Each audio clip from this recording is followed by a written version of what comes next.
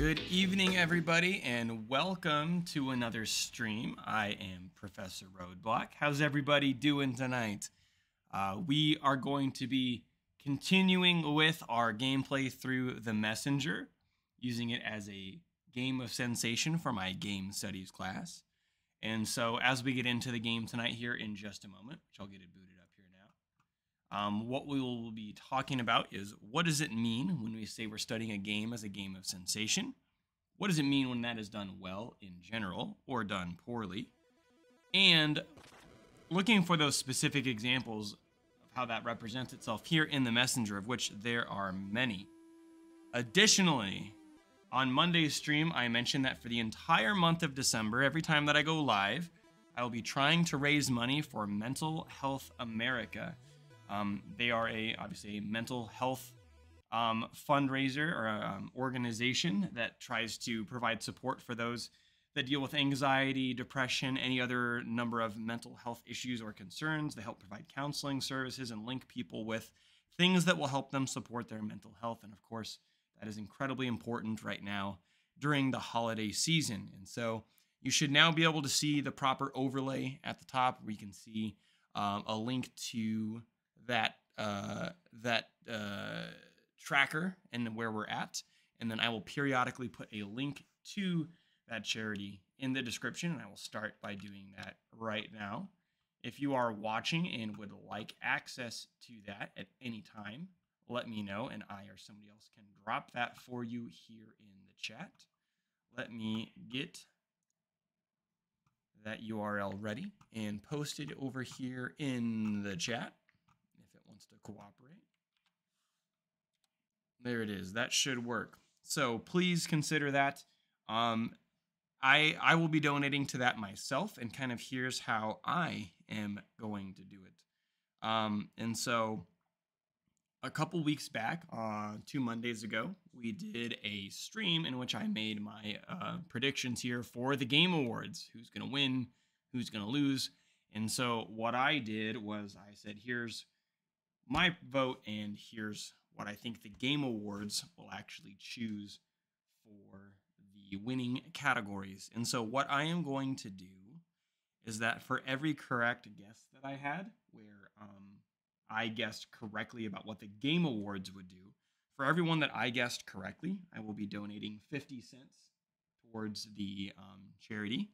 For everyone that I got wrong, I will be donating $1.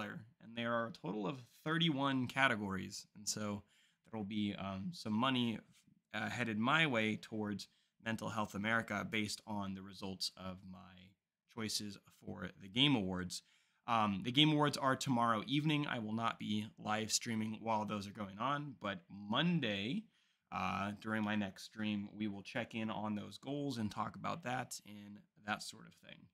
Last thing before we officially get things started, if that $100 goal is met during the month of December or up until December 23rd, when my campaign ends, I will be doing one of my streams as a holiday games stream. And so we will be looking up some crappy online Flash or other type of Christmas, Hanukkah, other holiday type games and be playing those in all their terrible glory on stream if we hit that $100 donated goal.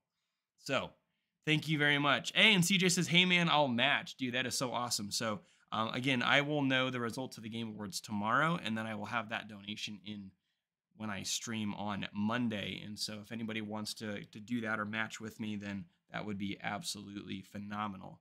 So without further ado, I will flip back over to the Messenger and we will get things going. And again, I always like to start my streams by asking you guys how things are going tonight. So how's it going? How's it going, chat?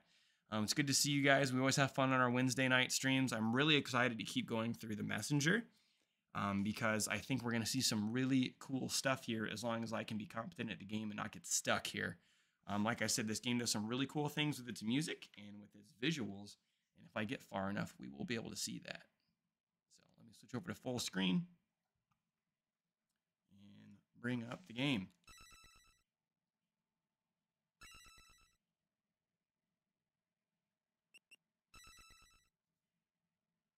All right, here we go. So we just got to the Searing Crags, and we just got an ability. I do not remember how to use it. Which button does it? Oh, fun. We just got the climbing rope, which allows me to latch onto these. Don't remember what button it is. That's a great start. Let me go check. Come on, shopkeeper. Oh, wait a minute. I didn't have the rope dart. I must have quit it before it saved out on that. Alright, now we have the rope dart. Playing some Fortnite, man, it's different. It sure is different. Laura and I were just playing some Fortnite before I went live tonight. We ended up winning our last game that we played. Felt pretty good. Absolutely love what Fortnite's been doing this season. So, as we take things off here, again, talking about what does it mean when we talk about studying a game as a game of sensation? That means that the game is doing a really good job of tapping into your 5 senses. And if you say, well, aren't all video games good at that? Yes, but some games are better at it than others. When we're talking about a game specifically as one of sensation, it is intentionally designed to appeal to your sense, usually in video games, of sight, sound, or touch. Now, of course, there are games that are exceptions to that rule and some to a really cool effect. And obviously, games can't really do much with things like our sense of smell, at least not yet. But just because a game has graphics, or even good graphics, we wouldn't necessarily say that it is a game of sensation, that it's appealing to our sense of vision or things like that. It has to be built with in a very specific manner. So a game like this does that through its use of retro graphics, right? It is trying to evoke a very specific look. Other examples of games that do this in a completely different way. If you guys have ever played a cel-shaded game, so something that looks like Borderlands or Legend of Zelda: The Wind Waker, they're trying to create a very unique visual style that draws the player in. That would be an example of sensation. Another example might be something like, if anybody ever played Return of the Obra Dinn, which looks like almost like a Game Boy game, or things of that nature. So something where its visual nature is trying to do something very specific. Sometimes a game can be a game of sensation if the graphics are just jaw-dropping. So something like Horizon Forbidden West or Zero Dawn would be examples of that. But generally speaking, it's not just, hey, we have good graphics. Doing great, looking forward to learning more, yeah. And I'm looking forward to your next stream and also seeing your journey with Telltale or whatever you choose to get into here. I know that Telltale Games wasn't really where you directing your streams towards. But I mean, after the experience you had with Walking Dead Season 1, how can you not continue? Sensation can also appeal to your sense of sound. So if the game has really good sound or audio design, an example of a game that could do that might be something like a rhythm-based game, obviously. You know, if you're playing Guitar Hero, Rock Band, DDR, those are entirely built around designing gameplay around music. The example that I used in class for this was Legend of Zelda Ocarina of Time, right? Because it's not a rhythm game. Oh, shoot!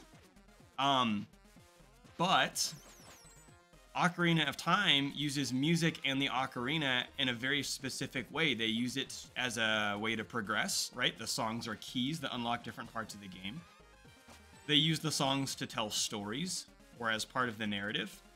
There are certain themes in the songs that will be repeated in later songs. If anybody has ever seen or heard anything about the Song of Storms and the paradox for how Link taught himself that song by going into the future where he already knew the song, it's a really interesting example, right? And I would argue that that makes Ocarina of Time a game of sensation because of how it is using music to enhance the gameplay and as a way of telling its story. You can also see games appealing or qualifying as a game of sensation if they are appealing to your sense of nostalgia. So The Messenger is a great example for that. Obviously, because as we talked about before, get out of here, get out of here. It is trying to look like an old school Nintendo game while cheating the entire time, using way more colors, way more processing power, way more sound channels than an NES could produce. But this is how we remember those games looking if we played them as kids. Ooh, let's see. We're gonna use a rope dart. And we're gonna use our rope dart again. Now, how do we get over to there? Looks like there's something in the top right that we might be able to get to, but we can't enter it from this screen. Keep an eye out for that. Oh, not there.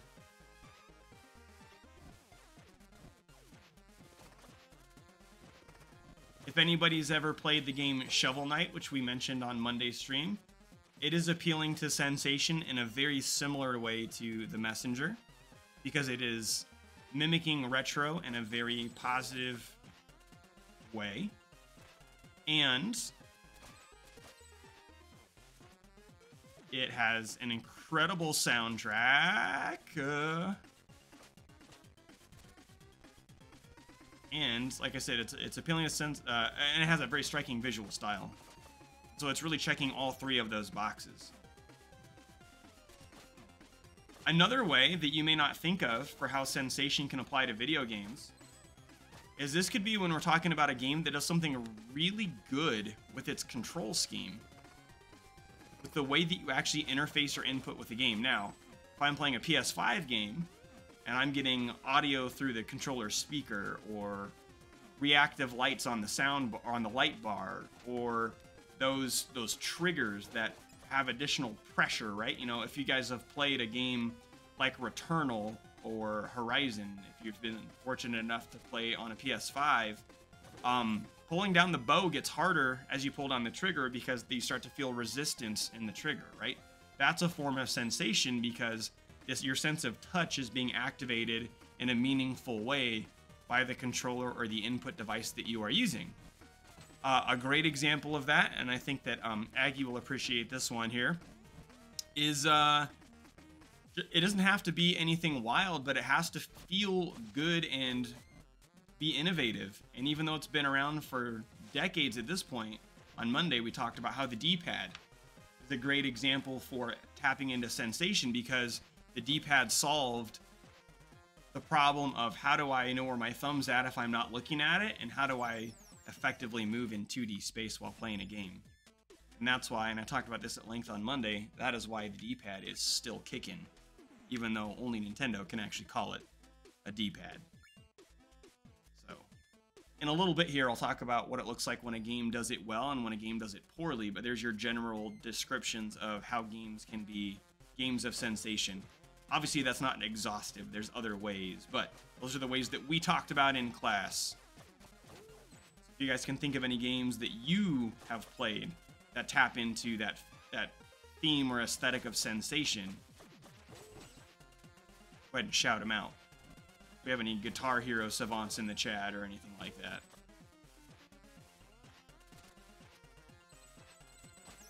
Or if you have questions about, like, hey, what about this game? Would this game be a game of sensation? We can talk about it, right? I do that with my students all the time. And I try to get them to reach those conclusions. All right. One of the fantastic things that this game does... Ooh, let's see.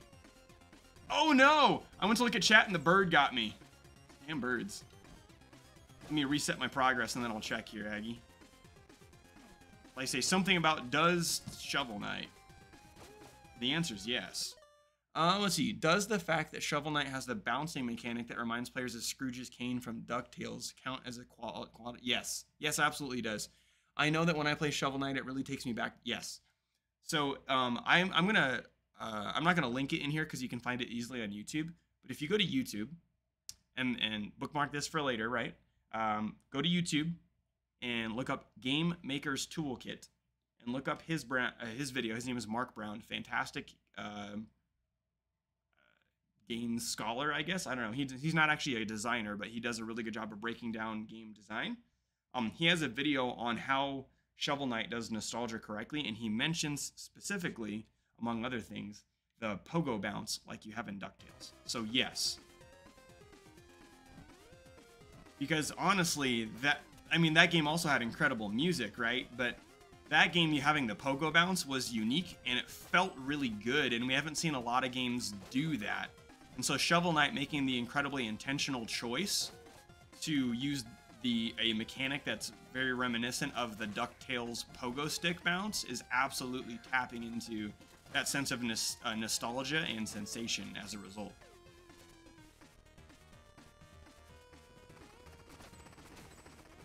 Ooh, I shouldn't have jumped. Shouldn't have jumped. I think we're next to the next boss. Awesome, I'll check that video out. Yeah, definitely. I've been a fan of Mark Brown's videos for years. Well before I started actually getting into and studying games in any sort of academic capacity, and I use his videos as resources all the time. Looks like the boss is up. Surely you mean the bosses? Bosses? Bosses. The bosses are up. I need to fight more than one boss here? Well, technically it's more like personal training than an actual fight. Huh? Ah, don't let me ruin it. Go see for yourself. I'm not doing the other chats he had because we did them at the end of last stream. There you go. They gave us full health and full energy. So our shuriken and our health bar is full, so we can go fight 2 bosses. I don't remember how this fight goes. I died finally on the last boss. I made it through like the first 2 or 3 clean. And then I died once on the Golem boss. We're going to try to study this boss's pattern, because as an old school inspired game, it's all about pattern memorization, but I think this boss is going to wreck me a couple of times before I get it. So we'll see. Another day, another stew simmering. Oh yeah, mountain life is a blast, but I miss seeing adventures pass by. I hear ya. Remember humans? You bet I do. They were almost as interesting as obvious foreshadowing. Oh look, a human. Who would have thought? Yo, Kolos, check this little guy out. Whoa, Susus, see that scroll? Hey, little guy, are you the carrier? Don't be silly, Susus. Everyone knows it's the runner. You're confused, Kolos. I'm pretty sure it's the envoy. No, you've misconstrued. It's actually the emissary. Come on, Kolos. I think I remember it being the courier. Seriously, how about we agree on the message bearer? Can do, Kolos. Want to test the message bearer's sportsmanship? I thought you'd never ask. Let's see what you got, little guy. Alright. I can't hit him. Now we can. Watch out for his friend in the background. Alright, tagged out. Can I hit him? Oh, I can. The other one's jumping in. Whoa! Whoa!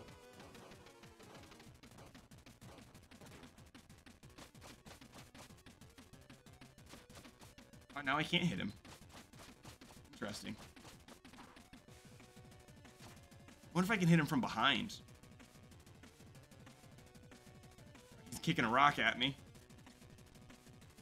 Ooh, messed that up. So I can hit this one from behind and the other one from the front.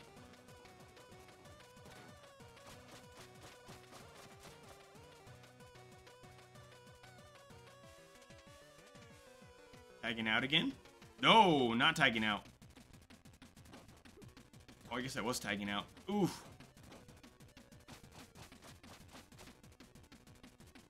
Starting to blink. That's good. That's the old boss sign of this person's about to die.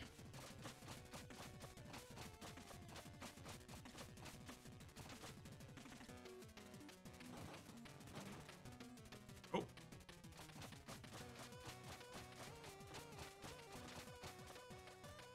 He's gonna ping-pong him around again. Ooh, I jumped into it. Not good.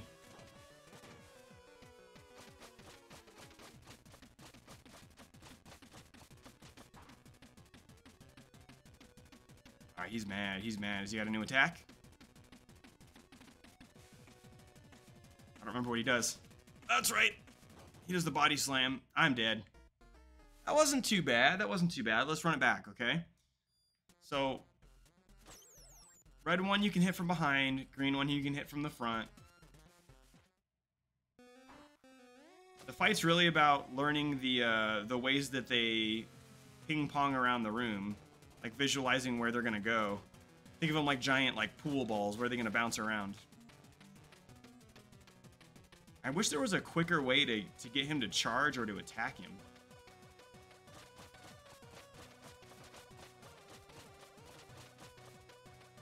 Okay, that's gonna bounce, and I got hit anyway.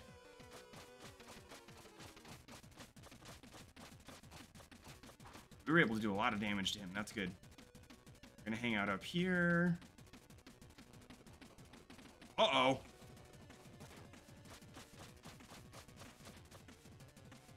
Had like a, can I use the rope dart? Not really.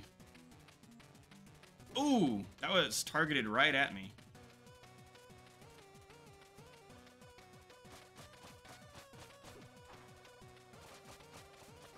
We're at half health. We're doing okay. Whoa, okay. He did not do that last time.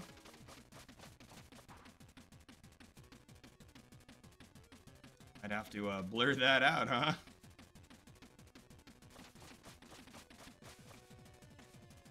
Yeah, he's targeting me. Oh, and then it has rubble that comes out. Did not expect that. Ooh.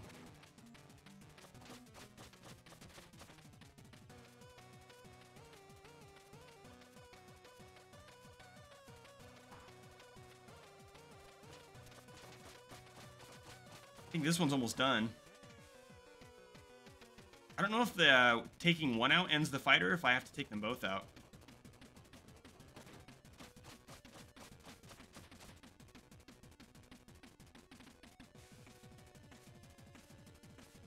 Here comes the rock again. He's gonna shoot it at me, and there we go. We got this. Oh, come on. I got hit anyway. I thought I jumped right. All right, one more hit and we're out. All right, this one's gonna hit me. Ah! Woo! There's no way.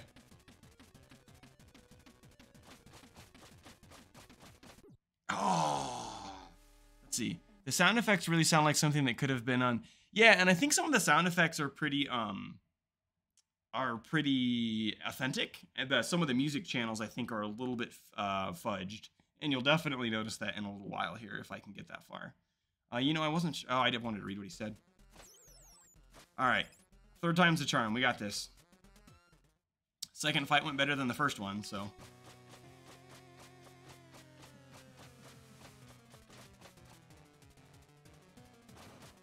Ah, weak. I thought I could, I should have ducked. I probably would have been fine.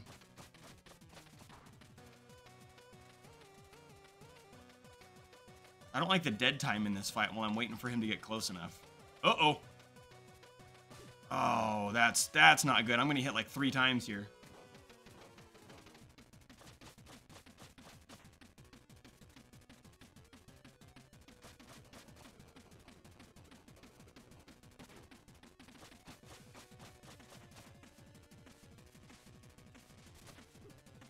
I'm sorry, I'm trying to experiment. There we go. Yikes. We may just take a death on this one. Yeah, just so we can start over. Honestly, Ark is a sensei. Yeah, what makes you say that, CJ? Again, I haven't played Ark, so there's probably an argument to be made there, right?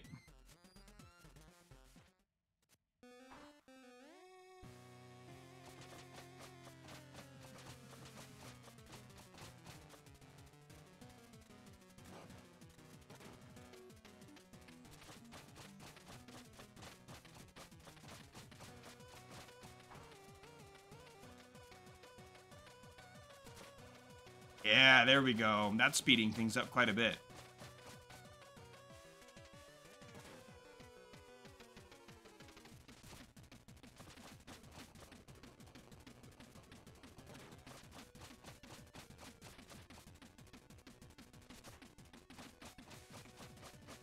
Oh, there's our first hit. Ooh, and there's our second one.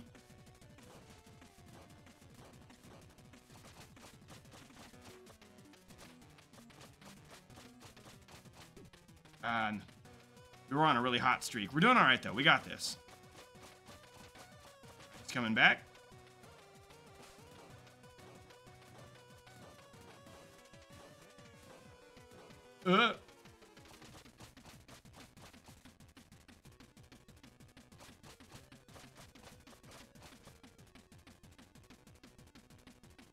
Oh, I jumped into it again.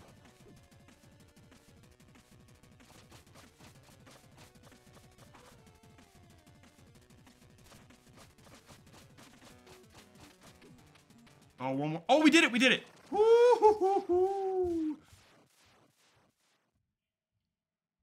I will catch up on chat here as soon as this little cutscene's over. Consarn it, Collis. The postman packs quite a punch. Savely stated, Seuss. We like you, little guy. What do you reckon, Collis? He probably needs to reach the top of our mountain? Seems so, Sussis. If you guys didn't work it out, if you combine their name, Colo and Sussis, you put it together, Colossus is. There you go. Confirm, Collis. Let's do this. Thanks for the workout, little guy. Now don't move. This might sting a little. Wait, what? Ready, Collis? Set, Sussis. Hut! Well, I'm hungry now. Shall we snack? I dissent. We promised not to eat until the power thistle was ready to be added to the pot. Forgot completely. Surely its magical properties will make us even stronger. It will be succulent, Sussis. It will be con carne, Colossus. Let's sit by this stew until the thistle is fully grown.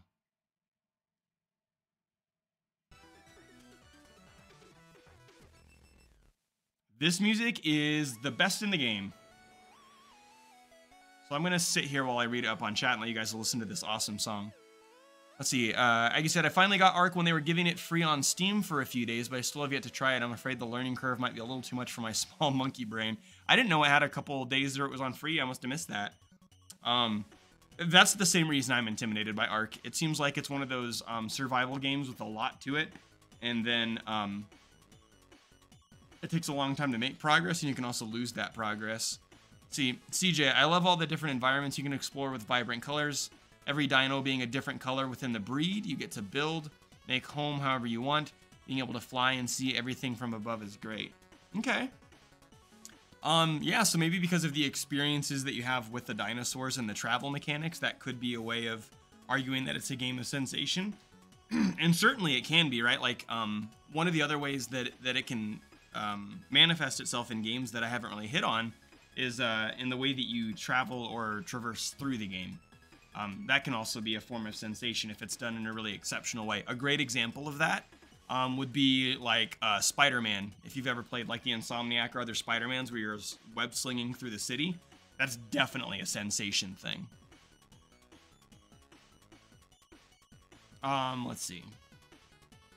So, what does it mean when this is done well, right? This is one of the questions I ask my students. If a game is doing sensation well, how does it keep you playing the game? Right? How is it that makes you keep coming back to it, progressing through the levels? It depends on which form... Oh, ice. It depends on which form of sensation they're going for. Obviously, with a game like The Messenger... Give me a second here. Dang it.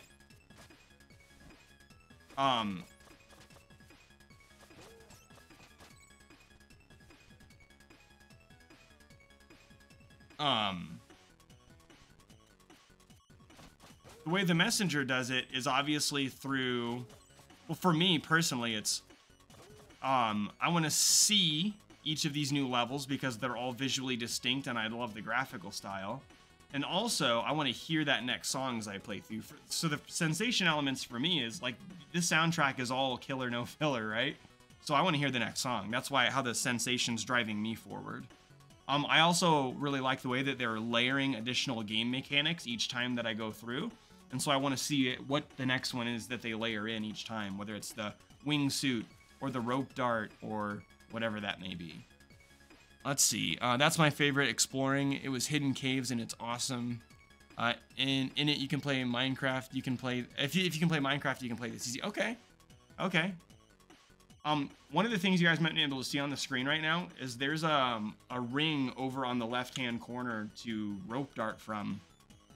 But I don't think there's any way for me currently to hop around and grab the rope dart. So, again, the game encourages you, like any good Metroidvania type game does, to come back once you've upgraded abilities later. So we'll be on the lookout for how we can access that in a little bit. Whoop. Those damn vultures. They're the only enemy in the game that kind of moves in a sporadic manner that is hard to manage, because instead of moving in a set pattern, they track you. Let's see what the shopkeeper has to say about the Glacial Peak. We can't afford an upgrade yet. We need 550 for that one, or 1,000 for that one, or 400 for that one. Okay. Let's chat about our current area. I'm finally near the mountain summit. Looks like my adventure's about to come to an end. Clearly, you haven't watched the trailer. Pardon? Never mind. Hey, it's cold and slippery out there. Be careful. Last time we did this a couple times, we'll do it here. The shopkeeper always has fun stories to tell. I purposely skipped out on some, but we'll see what he has this time. You have any stories to share? Of course, here's one for you. There once was a village settled in a land of ice and snow. Food was scarce, but not as much as heat. Their elders spoke of a lush grove, safe and abundant, and with comfortable weather to boot. The only problem was that grove lay on the other side of a permanent hailstorm which would take weeks to cross. One day, a brave couple left their young boy behind to attempt what the village called the trek. They would scout all the way to the grove and confirm its existence, then come back to the village and lead everyone to a better life. Like all who attempted the trek before them, they sadly and predictably never came back. Over the following decades, that boy grew up with only one goal in mind: to take on the trek himself and find his parents alive at the grove or dead in the ice. Figuring they may have simply been ill-prepared, he trained every day until he was 5 years older than his parents were when they left for the trek, then set off for his own attempt. The hailstorm's first bite wasn't as bad as he thought it would be, but the ice-cold soil slowly worked its way into his bones.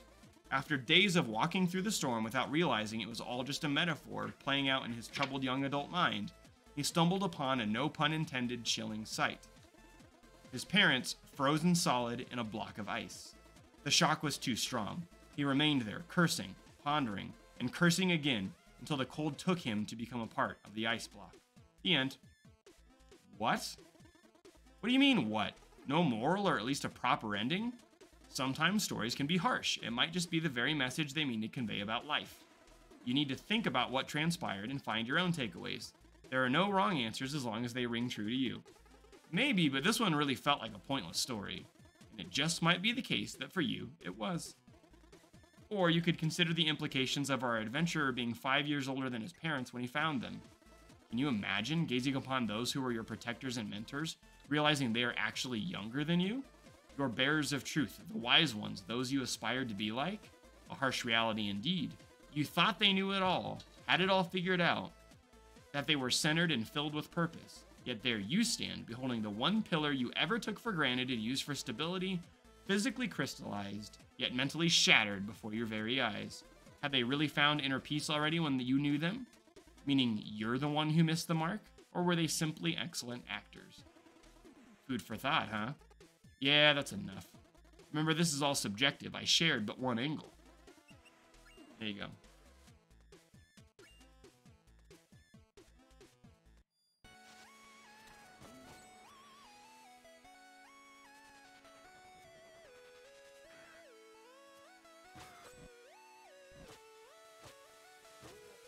Also, this game's credit as a retro game, a retro-inspired game. I'm not playing with the joystick. I've been playing with the D-pad the whole time. Alright. Okay. Alright, we got this. We're gonna climb the wall. Rope dart.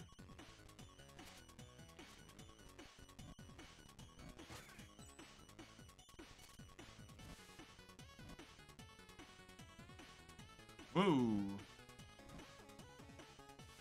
Alright, I think the best course is we do this. Hit it. Do that. Cool.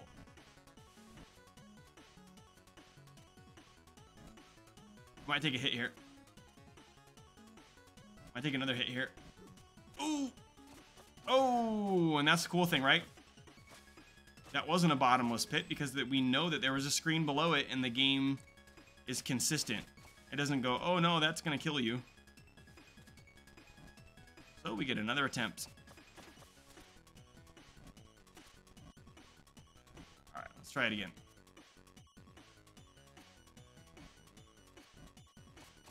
Uh-oh, here we go again.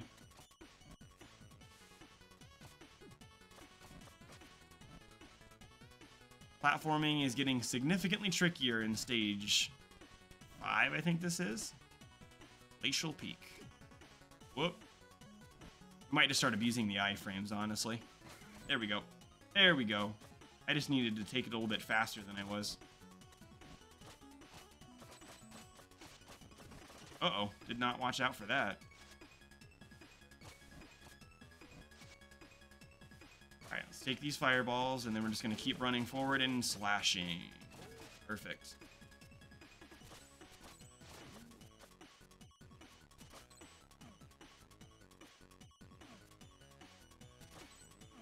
Woo! There's a checkpoint. Can I glide over there? Yeah, we're good. Nope, nope. Not dealing with you.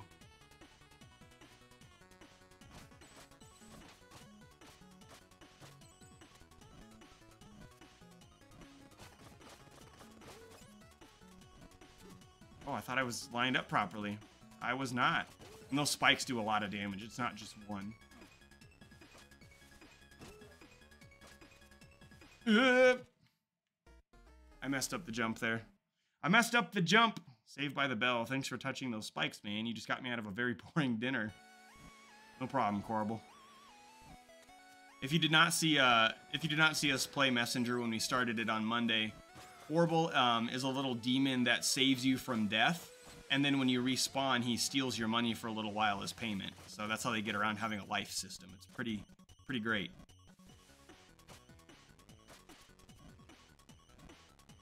And again, you actually can progress through most of the game without taking a death. And I think there's a spot in the story where no matter what, you have to die or you interact with him. But you get a special cutscene if it's the first time that you're meeting him because you never encountered him in the game. How does this work? Okay.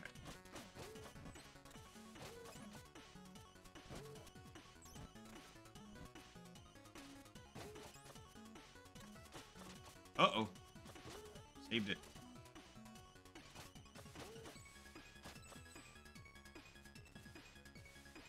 I'm assuming, yep. Yeah, we can't do anything with that yet.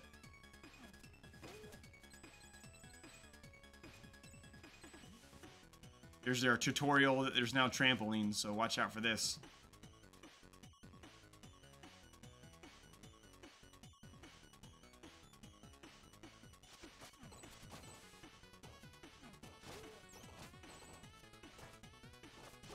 Oh shoot, that sucks. Oh, and I did it again. We go for the third time? Yep, there it is. Alright, there's another checkpoint though. Oh, we cannot get that health upgrade. That's unfortunate. I don't think we can. Ah! Well, it wasn't worth it.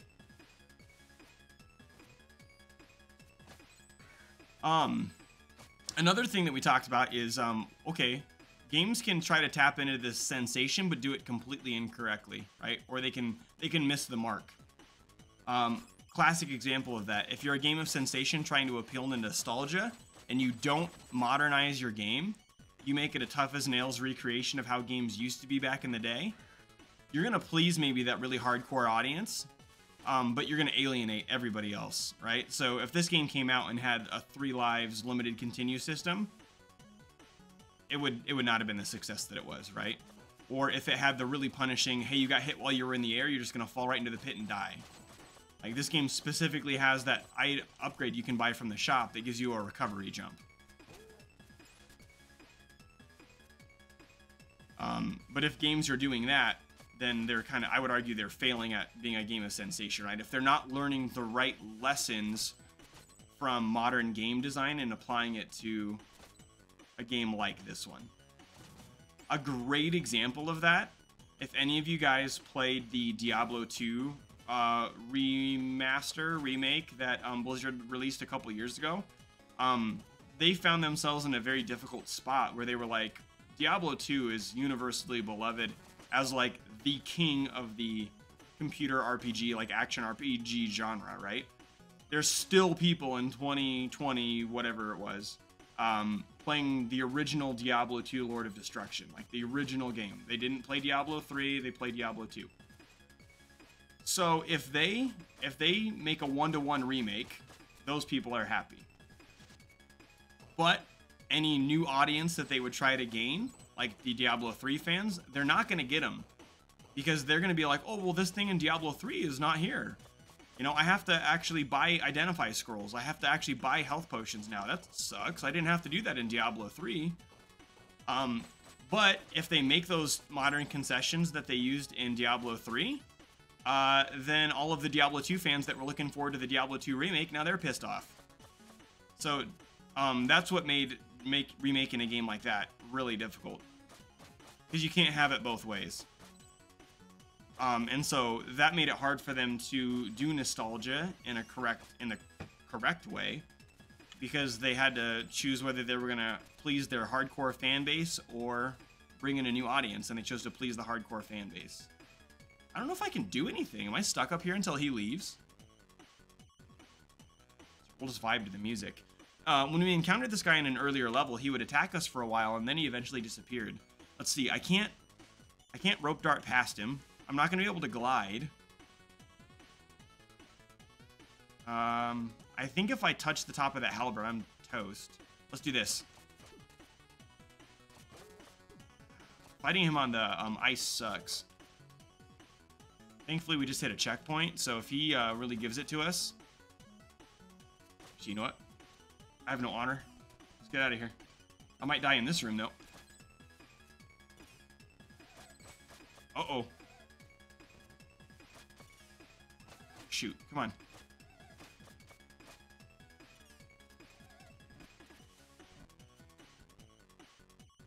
All right, interesting. Ooh. Rough. Game's getting a little bit harder now. I have a little ichnophobia might come in handy. I mean, look it up. All right, we are just gonna try to ignore this guy as best as we can.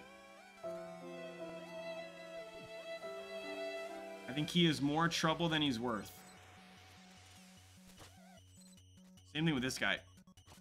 Shoot, I'm doing it again. Come on.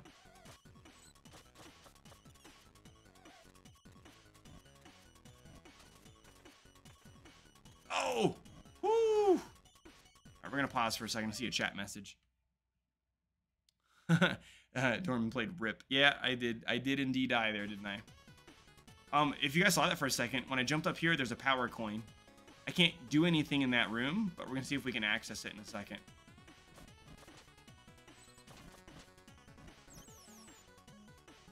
Other way nostalgia or games can do games of sensation poorly. If they try to do something weird with the controls that ends up as a gimmick that nobody likes or it's poorly implemented, that's a failure. Or if they, like a game that has really poor audio design, for example, or, oh, here's the one I used in class, okay? And this is a fantastic game. I'm not trying to rip on this game. If any of you played Marvel vs. Capcom 2, that was originally an arcade and Dreamcast era fighting game. Fantastic game. However, anybody remember the menu music from that game? You guys remember the character select theme from that game? It is literally a 5-second loop with vocals that just over and over again says, I want to take you for a ride. Okay? That is a horrible example. Now, I know some people have nostalgia for that song because they played Marvel vs. Capcom 2, but nobody in their right mind is going to hang out on the menu screen listening to that song over and over again. They're going to pick their characters and get to the fight. But I would argue that's a sensation done wrong, because you're taking what should be a core part of the experience, the music, and you're making it really annoying. And I don't think it was intentionally supposed to be that way.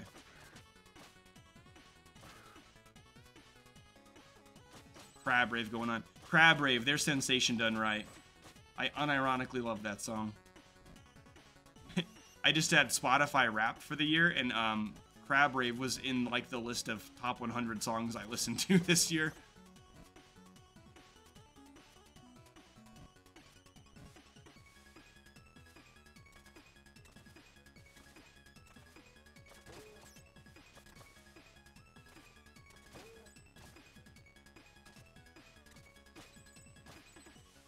This part's hard. I remember this. Okay. Sorry for like flipping everybody out by flickering through screens.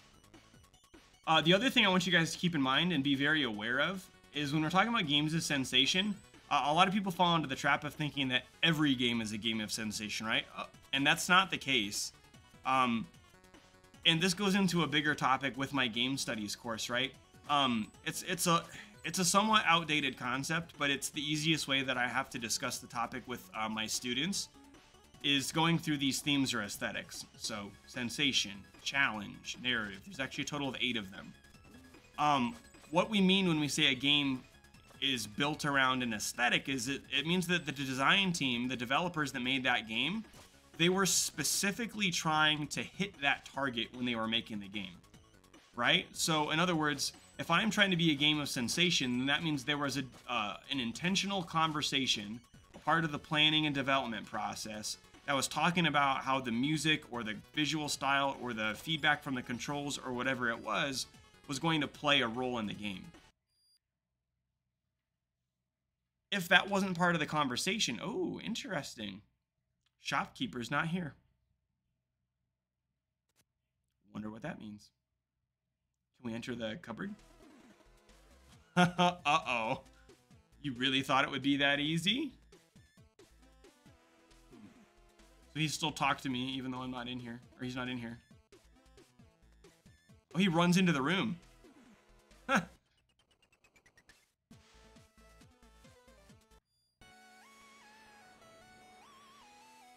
Let's see here. We're going to pause here for just a second. Again, if you are just joining us, I'm using my streams for the month of December to try and raise money for a charity of Mental Health America.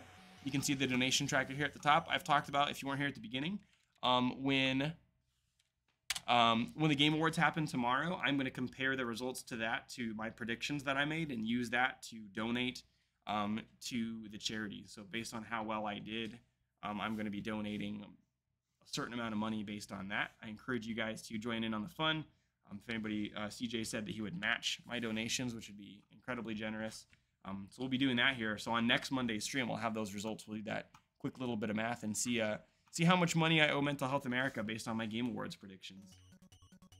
Some of my students were talking about the Game Awards yesterday and what they think the Game of the Year awards will go to. A lot of them were thinking it would go to God of War, but man, I'm telling you, if it doesn't go to Elden Ring, I don't know. I think Elden Ring's a lock. Oh, he made it. Does this mean we can do the thing? Oh, look, I think the guy on the right is the shopkeeper. Keep your hood on, shorty. He still needs to pass the test. But I want to do the thing. Now, we need to see how attuned to the scroll he really is. Great, take it away, prophet. Ahem. Welcome, messenger. Please hold the scroll aloft so that the prophecy might be fulfilled. See, I told you he was slow. Yeah, you weren't kidding. Please hold the scroll higher than that so the prophecy might be fulfilled.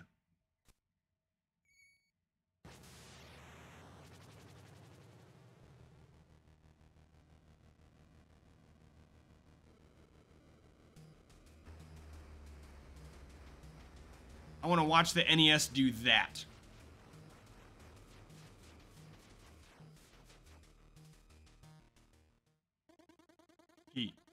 He made it. Of all the messengers, it would be him? Please pull this off. I really want to do the thing. I really want you guys to see the thing. A gauntlet awaits you, messenger. Should you survive, find us at the top of the Tower of Time. We have over an hour left in the stream. We can do this. We made it to the top of the mountain. We can do the trial. This tower is kind of rough.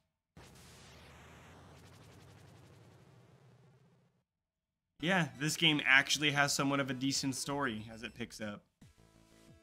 Who knew?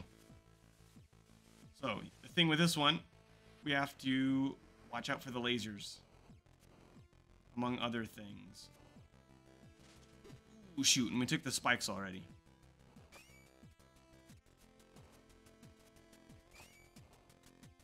Shoot, we're gonna do that again.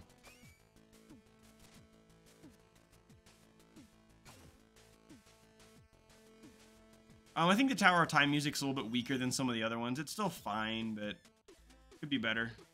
Sorry, what? Ah, yeah, the big reveal. Indeed, my dear adventurer, you had been teleporting into this very room all along. So where are we? In the Tower of Time. And where's that? Surely you mean when? To be honest, I don't really know. The tower is a device that travels through time. It manifests to test the messengers who are deemed worthy in order to relocate them as needed. Where will it take me? When? It will take you to the time most in need of a messenger. That is, if the tower doesn't kill you, of course. Nah, we won't do story time this time. Let's do this one. Get more health points when we hit checkpoints. Let's see.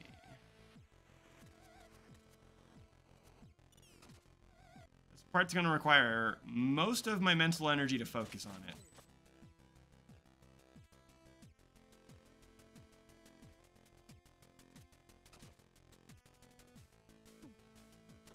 Alright, this room wasn't too bad.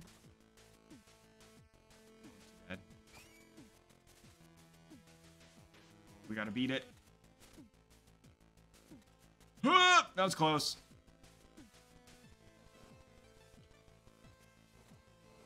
Okay, I'm just gonna watch this for a little bit. Where are my safe windows? There really aren't any. I just have to follow the pattern. So we go down, and then we ride that one up, and then we go to the right. Go down now. Oh, nope, nope. Okay, that wasn't so bad.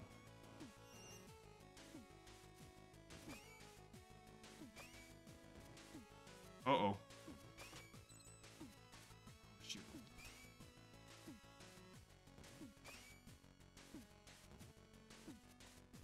Okay.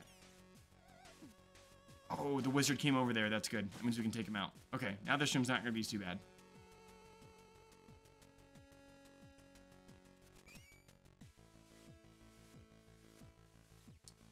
I don't know if I'm going to hit it in time. Oh, I got pinched in the ceiling there. Oh, that's fun.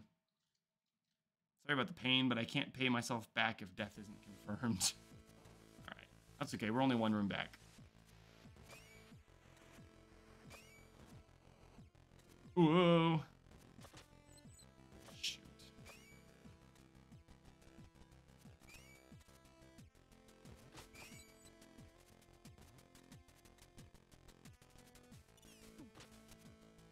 Oh, shoot.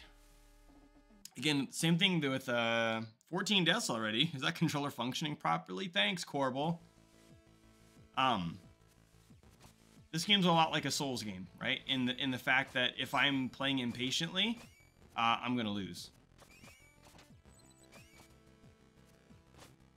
So always got to make sure that I am not slacking. All right, let's see if we can get through this. Oh no, we're gonna take it. There he is. I want to deal with you, bud. Should be fine. We're just gonna basically ride this all the way over. The problem really with last time was I got off of there too early. Whoa! Okay, it didn't go all the way up. That's good. We need to kill those guys. I'm gonna try going without it.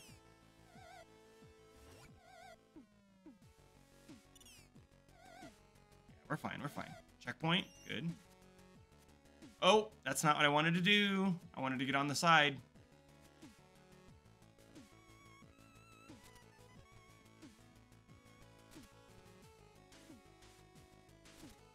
Okay.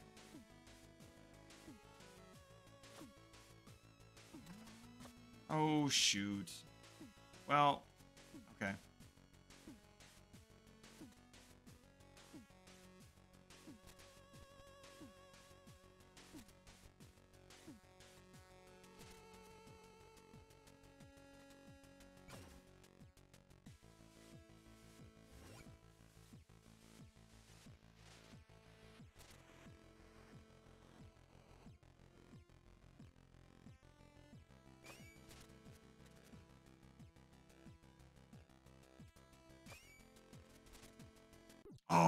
dang it. I dropped off the wall and then I didn't glide. Zigged when you should have zagged. Yep, I sure did. Any other games that you guys can think of that you think fit well with the theme we're talking about tonight? You know, CJ mentioned that he thought Ark might be an example that works. Oh, come on. I don't want to go around again. I mentioned, obviously, this game, Shovel Knight. I mentioned Legend of Zelda, Ocarina of Time, Guitar Hero, / any rhythm game.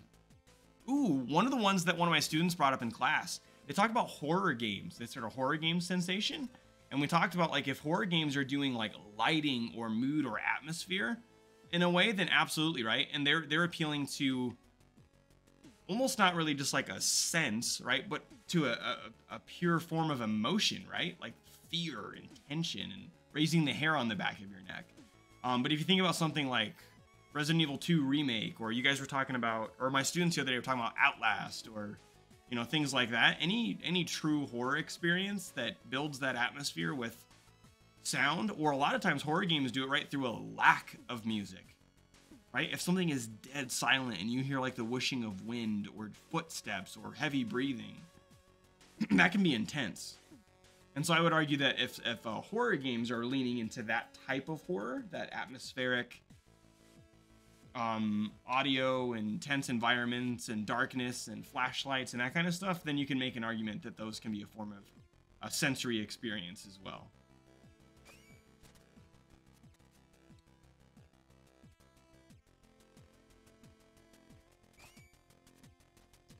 Ooh, nope.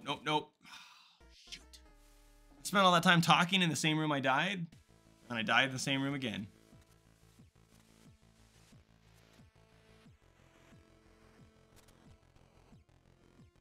Should have made a prediction. How many times will I die in the Tower of Time? The answer is greater than 0.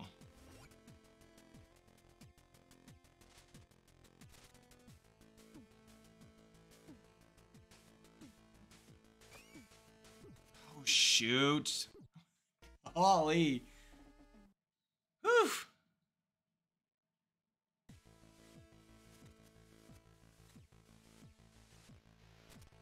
I want to get through this tower because I really want to show you what happens next. 1, it's just freaking cool. 2, it works perfectly with this theme, and I want to show you guys. But I don't want to spoil it just by talking about it.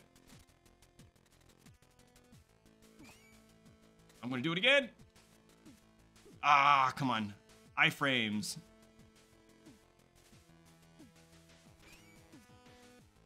There we go. Checkpoint? No checkpoint yet. Okay, so... are these things gonna bounce out? Oh, no, they won't. It'll be fine. If I break that, it's fine. These ones might cause me some issue, though.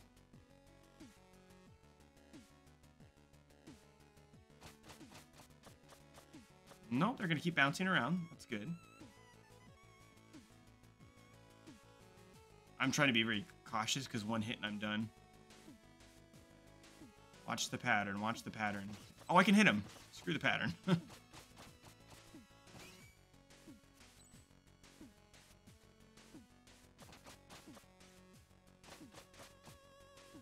Checkpoint? No checkpoint. Checkpoint. Perfect. Again, I think we have to ride the... oh, we can't ride that one down because it's got spikes on it.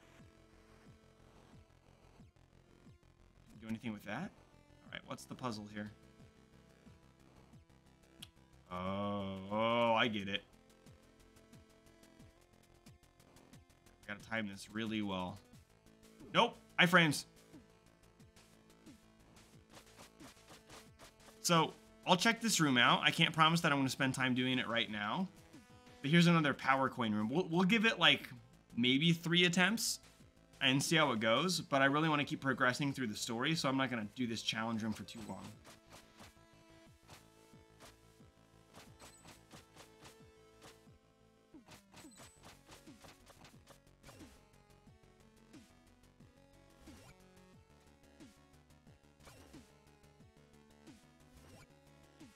Oh, look at that.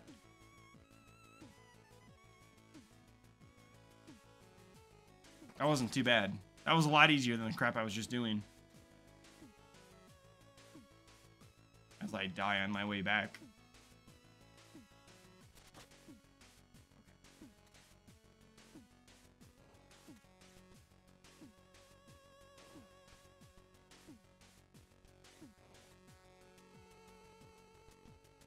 Oh, dang it. I thought when it hit the bottom, it still would be blocking it. I wasn't sure about this either, but they said I was better than the outdated lives and continue system. Indeed you are, Corbel. Indeed you are. Now, here's the true question. Oh, dang it. That coin that I got, do I still have it?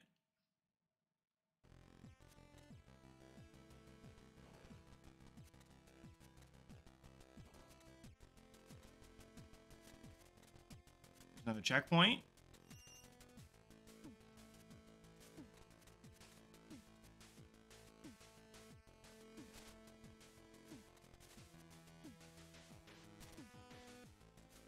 That room looks really intimidating, but that was one of the easier ones.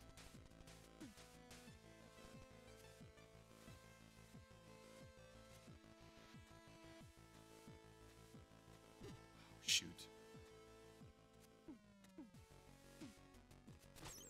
Hey, 2 health upgrades.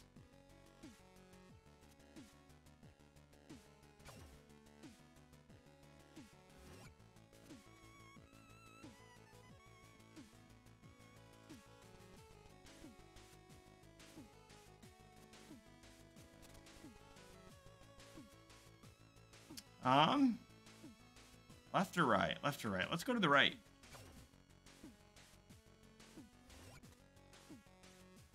Their coin room. Elder Scrolls. Okay. One of the ones, so I'm not gonna shoot you down and say no, CJ, but I think there are some themes that fit Elder Scrolls really well that we study in class. One of the huge ones we study is narrative. And we even talked about Skyrim in class for that one. The idea of world building, characters, quests, etc. It fits really well for that. I think if you like make an argument about like, I'd say maybe you could make an argument about the dragon shouts, since that's an audio-based thing. And maybe. Oh, come on. But I would say that Skyrim's a tough one for sensation. There's probably elements to it, but I would say in the forefront of its design, it's absolutely about the narrative in Skyrim.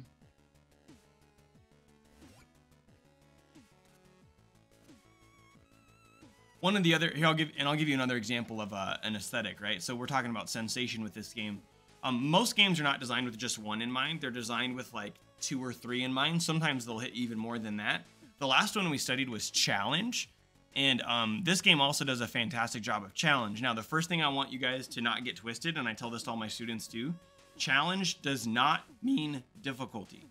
Challenge means obstacles that are put in your way to get your progress. Now, again, you could be like, well, that's like every game, right? Every game has obstacles to progress, right?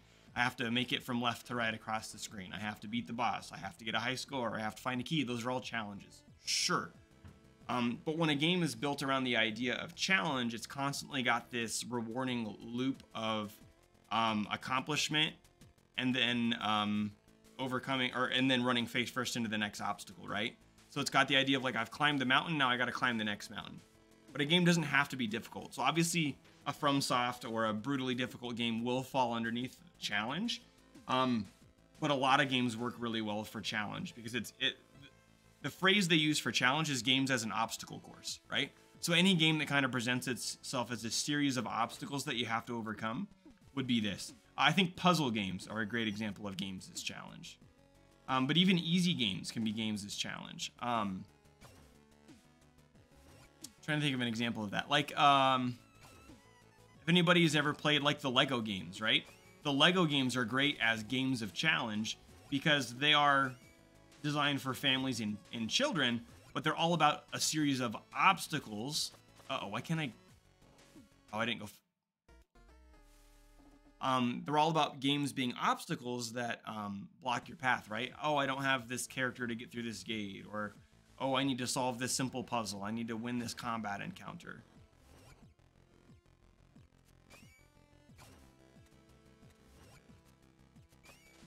Oh, shoot.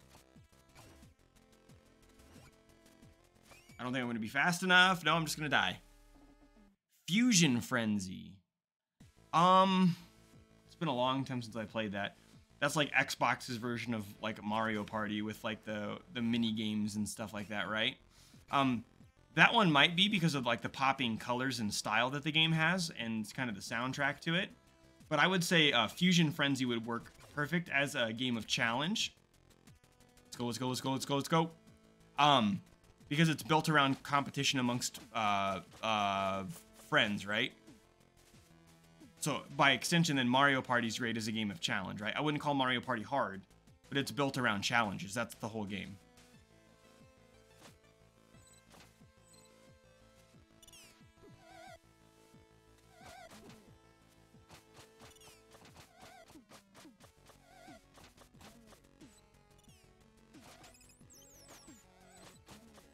Right, and to give you a sense of an example of games that maybe like, because there are games that don't qualify under challenge. For example, if I'm playing a game, and I don't mean to be, this is a term that a bunch of games media people hate, a walking simulator, right? If I'm playing a game that's all about me, like, the primary thing is the story, and it's mostly about me just navigating through the environment, and I'm just like, I don't know, like, learning about the world and the characters and things that happen, but there's not a lot to the gameplay, I don't think I would call that a game of challenge. Or if anybody oh shoot, I went backwards. If anybody plays things like visual novels, right? Visual novels are usually like just a story that you're watching unfold. You may have some influence on dialogue, but I wouldn't call those a game of challenge. Those would be much more narrative based. And that's usually what you'll see, right? Sometimes you'll see games that do both narrative and challenge as a primary focus. But a lot of times they're choosing to focus on one or the other. Wait, I thought the shop was physically behind that other door earlier. Oh, so this is the moment that got you.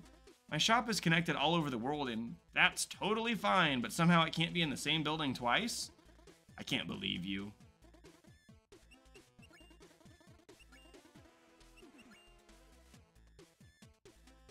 Hey mom, can we have Ninja Gaiden tonight? We have Ninja Gaiden at home. Yeah, I would play, and I don't mean to offend anybody, but I would play this over actual Ninja Gaiden any day.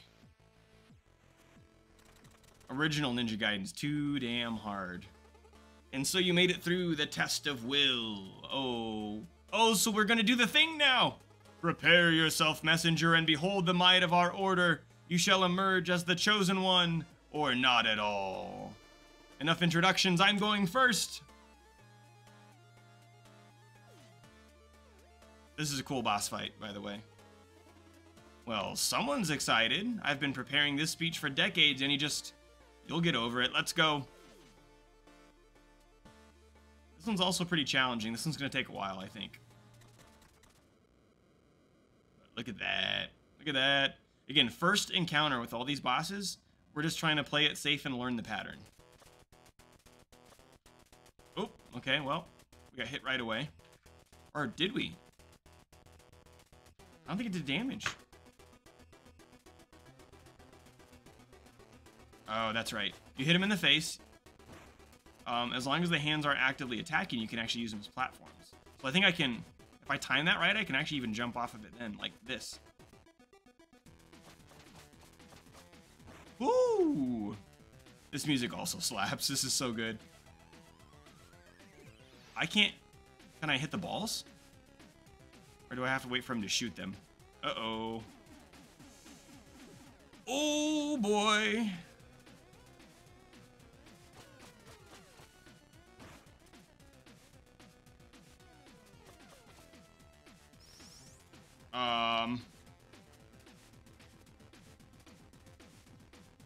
Here it goes, yep. Yikes.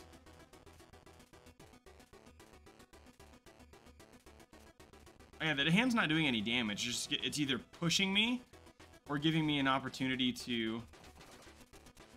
Oof.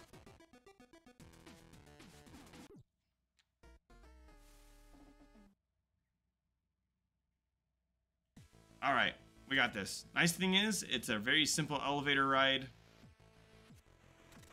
They don't even make you rewatch the dialogue. It goes right into the boss fight, right? That's another thing that would be annoying about an old game. If I did have the option of continuing and I got back to that boss and it played some 30-second, minute-long cutscene, I'd have to sit through it every time.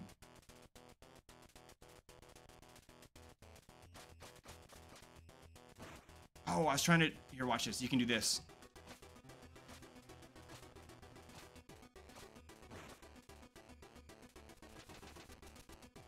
Oof!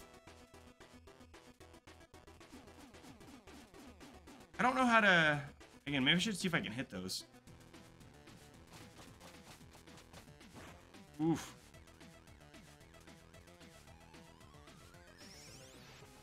This pattern's a little bit easier, question mark. Nope. We're just gonna stay over here.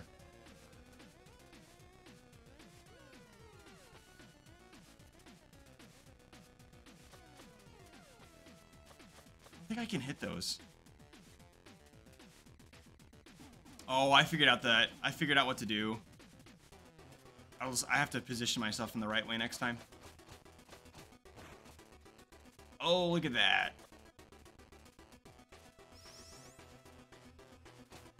Oh, this is nice.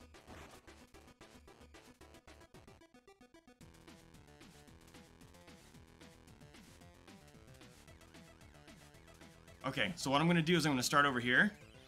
And then when you start shooting, I'm just going to go like this. See, there we go. That's the play.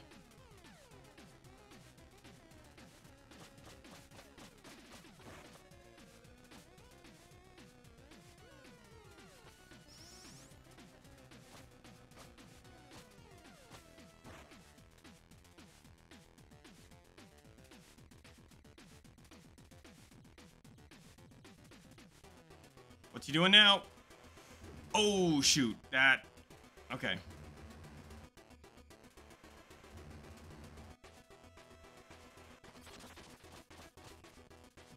Ooh! Again, I don't think we're gonna be winning this time, but we're learning the pattern. Yeah, dude, the boss designs in this game are so good. And they only get better from here.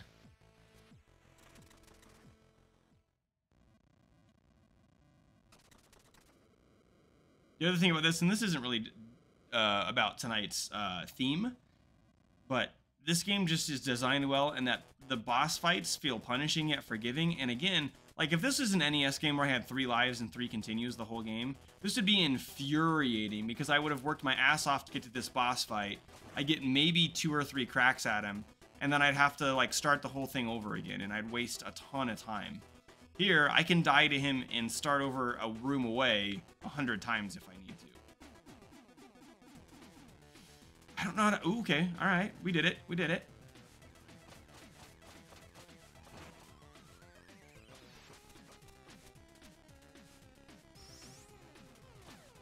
The nice thing about this design is they don't want you to sit here and wail on these forever. If you get up there and hit them too many times while they're doing the laser thing, they will just go immediately into clapping at you. Alright. They're going to shoot again. We wait for them to go. Yeah, that's not too bad at all. Alright. That one. That one. Hit him, hit him, hit him. And on the hands. I can't really do anything yet, but it's safer up here than anywhere else. 1, 2, 3, 4.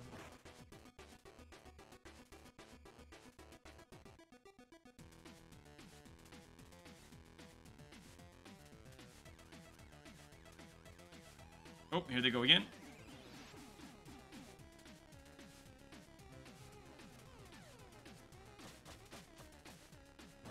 Oh, no! Are you kidding me? That was so clean, and I just got killed in the pit. Okay, that I'm not a fan of. In general, I don't like insta-death mechanics. That didn't feel quite right. Sorry, right, we got this. That was the cleanest fight we've had so far.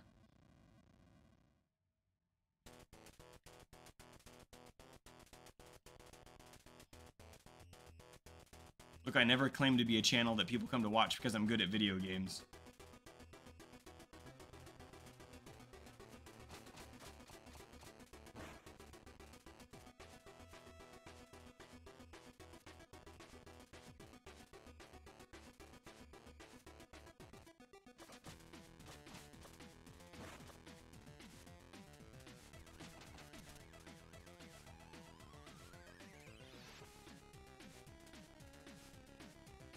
Alright, ready? Blink, blink, blink, blink, blink, blink, run. Woo-hoo-hoo! That was close. Oh, that didn't do damage. Huh. This is gonna suck, because I wasn't paying attention to what I was doing and I'm not on the hands.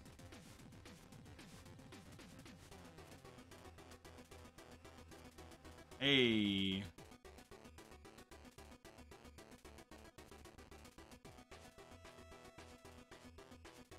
Alright. Oh, I ran too late. Oh, come on.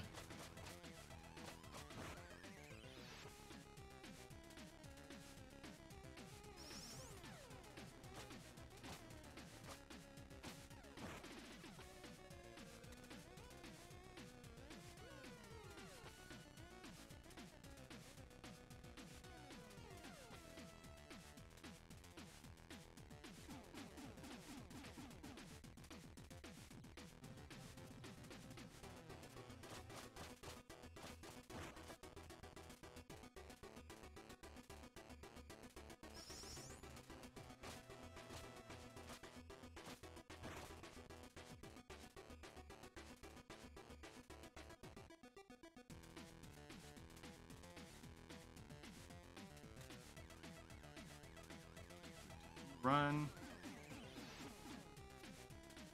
Hands the lower one.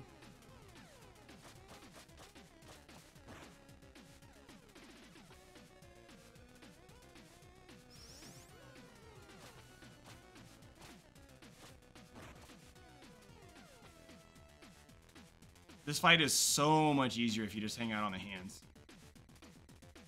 Oh, that's right. That's right.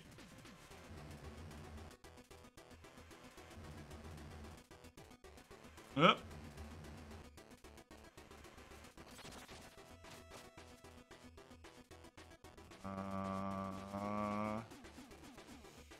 Shoot. We're okay. We're only one hit away now, though. Do or die time.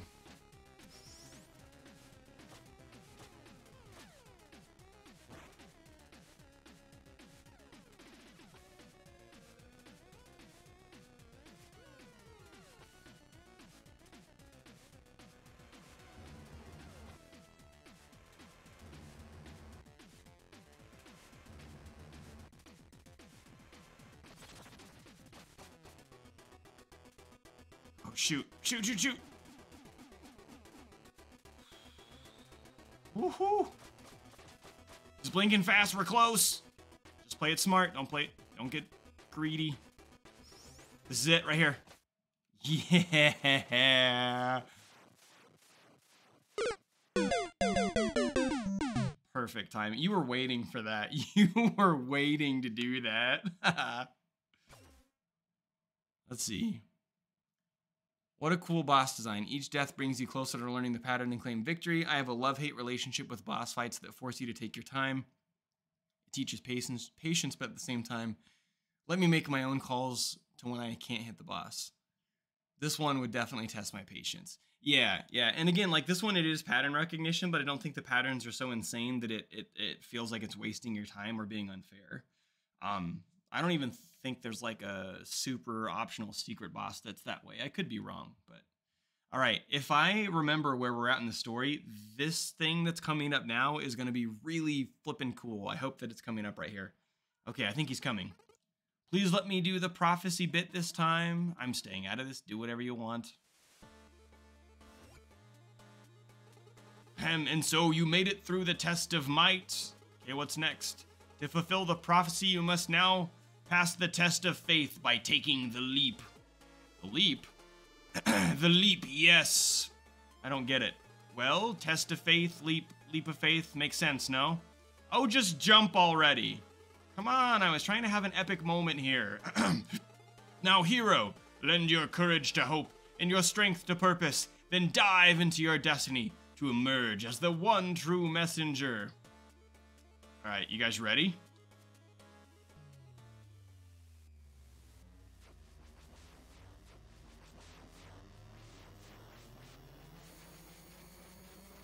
You guys are not ready for this.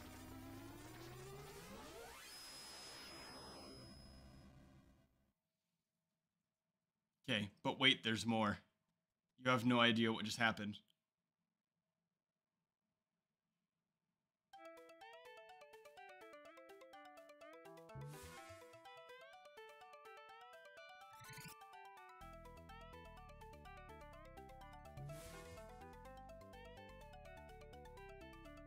I'm gonna let you guys figure out what happened in the chat. I will give it away in a little while, but I just want you to listen and look at what's happening.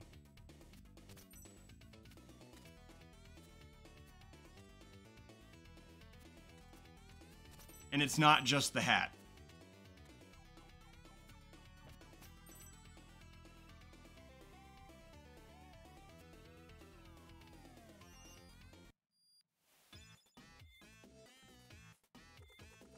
What happened? I warped or something and everything looks different now.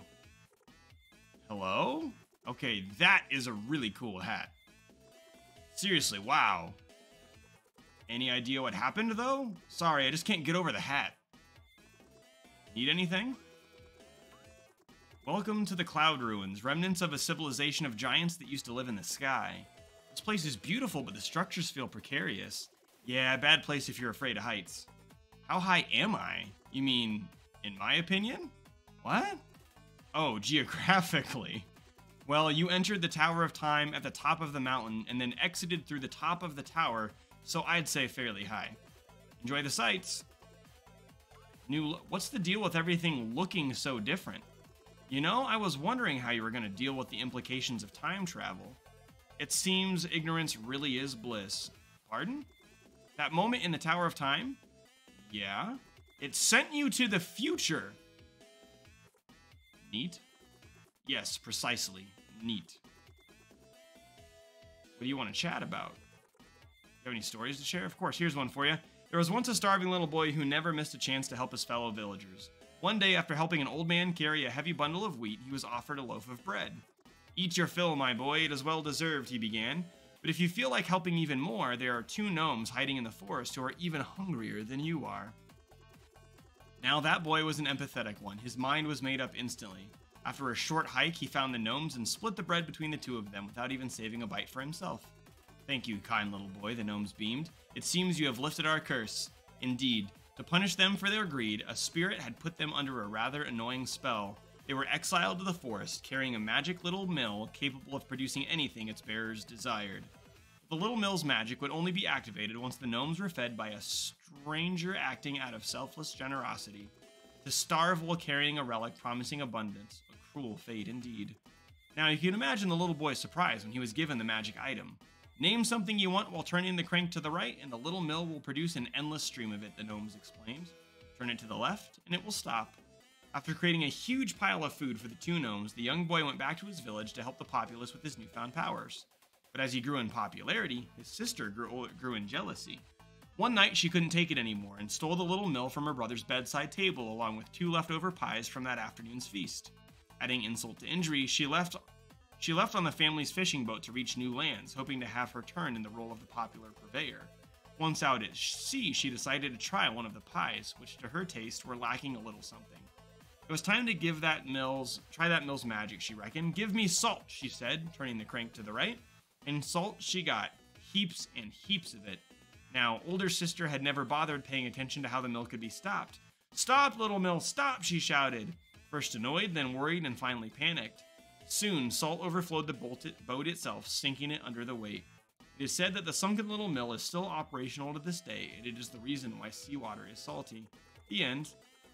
That was interesting, but it feels more like a kid's story explaining things about the world we know the actual reason for. Tough crowd, huh? Why don't you tell me a story and I'll judge it? So you're looking for additional takeaways? How about this? Seeing how Big Sister's anger led to her demise, irritated people were henceforth referred to as salty. Oh, I got another one. Seeing how Big Sister's shortcomings as a little mill operator led to her demise, unqualified people were henceforth referred to as not being worth their salt. Hey, this is fun. You should go. I'll keep on coming up with morals to do with salt. Okay. He became Raiden from Mortal Kombat. Kind of. So I'll pause him to get outside. Okay. This will become really apparent even a little bit later on. But the graphical style, it's 16-bit now. We went from NES to SNES. We doubled the amount of colors on screen, and we doubled the amount of music channels. So the narrative element of going forward into the future, going forward in time, they turned a retro 8-bit looking game into a 16-bit SNES era game to visually and orally show off the leap into the future. So time travel, but boom, we went from 8-bit to 16-bit, which is so cool. And here's the thing, later on, we're gonna revisit the old stages that we played before in this visual style. The stages will look different. Their music will have this different track to it. Like, it's the same song, just with the added power of 16-bit technology. So if you guys go and look at the soundtrack that I mentioned the other day, it's on Spotify, it's by Rainbow Dragon Eyes. Every single stage in the game has 2 songs that have been created for it. One's the 8-bit version, one's the 16-bit version. And later on, we're gonna get an ability where on the fly, we can flip between them at any time we want to. So we'll be in the middle of a stage, flipping graphical styles and sound organically as we go through. So you wanna talk about a game being a video game? This is one of the coolest ways of doing sensation I have ever seen. And it ties into the narrative, right? So again, we flung ourselves way far into the future. How do we represent that? It's not just that the world is different, it's that it looks different through the graphical style and the upgrade that we see. So there you go. That's why I wanted us to, at the very least, get this far on stream. I managed to stay away from spoilers for this game when it came out, and when I got to this moment the first time, it blew my mind.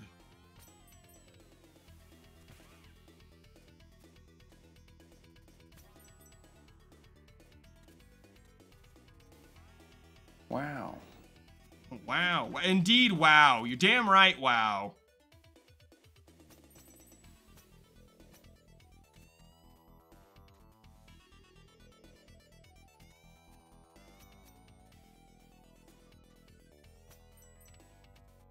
I don't know if you guys have ever seen, there's a clip from a really old episode of, I think it was Family Guy, and they show this guy, I think they're at like a World's Fair or something, or they're at some convention, and there's this really old guy standing next to a lamp, and he keeps flicking it on and off, and then the crowd's like, what the hell is this guy doing? And he's like, oh, come on, when I first saw this at the 1903 World's Fair, I nearly crapped my pants. That's kind of what this reminds me of, right? Of like, okay, you guys may not be as impressed with this as I am, but the first time that I had this happen when I was playing, this is so cool.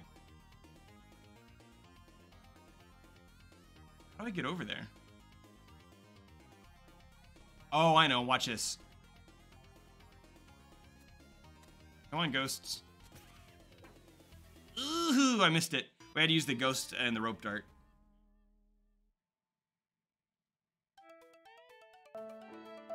Wait. Do I need to go down this way? Yeah.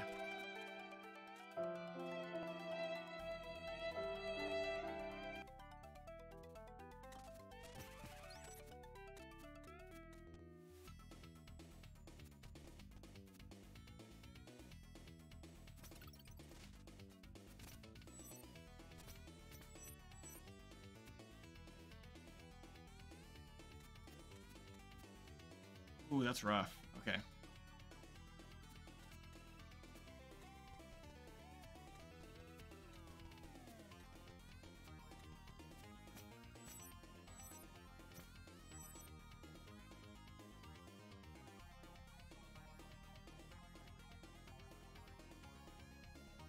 I'm I'm glad you guys picked this game. I love this game. And this is a better fit for game studies than the other one would have been.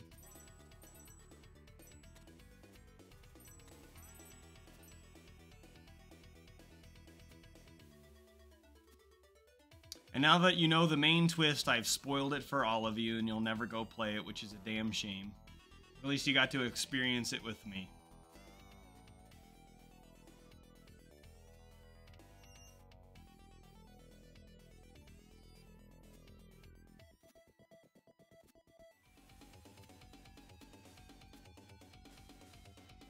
Hello, friend.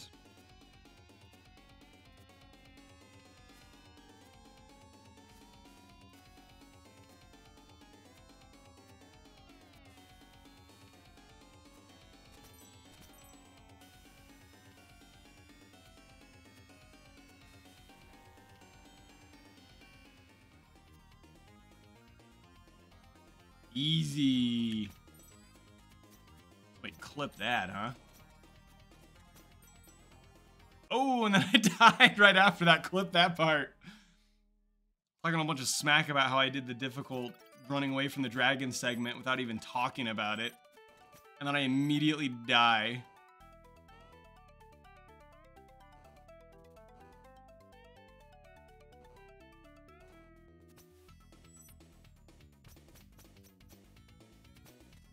This song is also good too. I don't know if I'll get there tonight on stream, but I really want you guys to, because I think the game does I don't think it's just this level that's new. I'm gonna die again.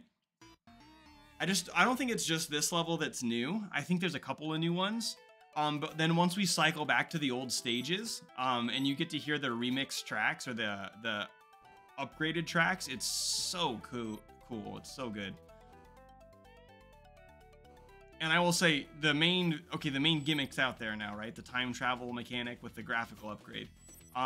Narrative-wise, there's actually another really cool twist that comes near the end of the game. So if you guys stick this out with me, and again, it's not a very long game, so I think we're gonna finish it out on stream.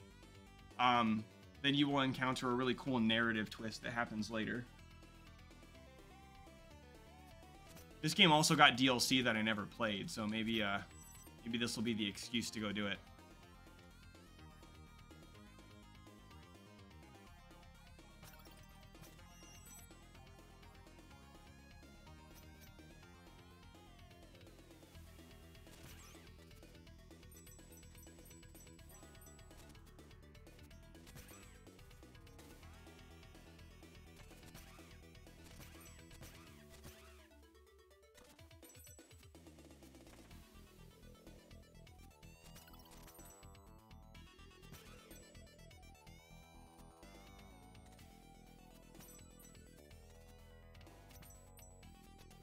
Oh.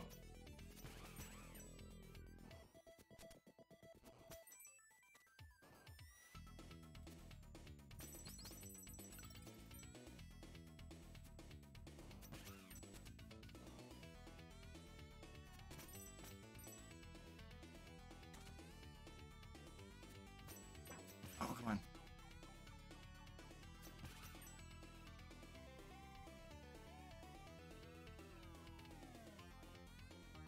Sorry, I'm trying to think about what to do before I move on. I think it's as simple as doing this. Yep.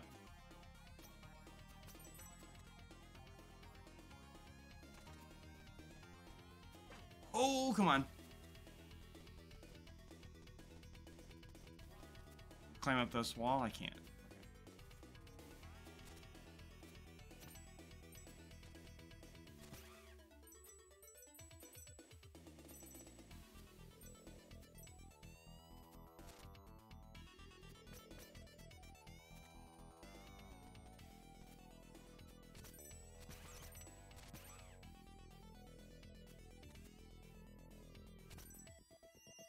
I don't think we can get any upgrades in the shop right now. We'll see. Hey, oh, look at the shopkeeper. So, cool hat. Oh, you like the hat? Is that why you chose to wear one as well? What? Well, you have the same hat. No, I got it first. Oh, is that what you're gonna tell yourself? Fine. I did have the hat first and you were all over it. Right, yeah, that all happened, sure. It's true, though. Look, you can put your head in the sand all you want in an attempt to preserve your ego, but clearly it's not going to work on the person that was there when it all happened. Dude, shopkeeper's gaslighting us about the hat.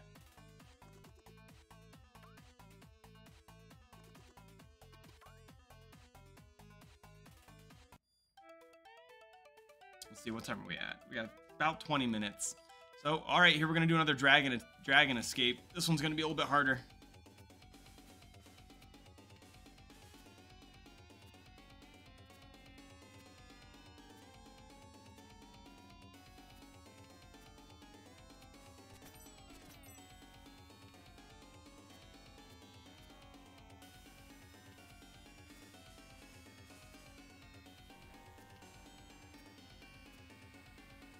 Oh, come on.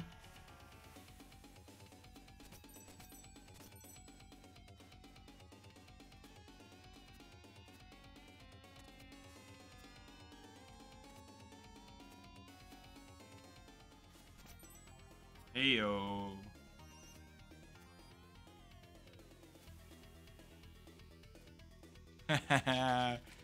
There's the clip. Thank you.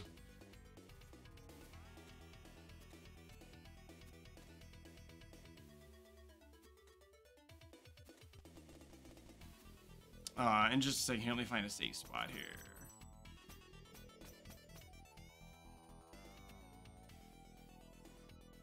Not here.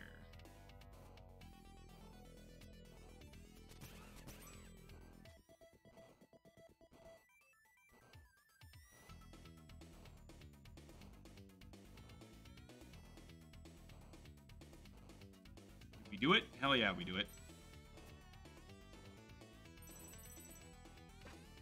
Ugh. Not as smooth as I wanted it to be. Okay. One more time, I just want to point out before we get too far to the end here that I am streaming for charity here for Mental Health America, so I'll drop that link one more time.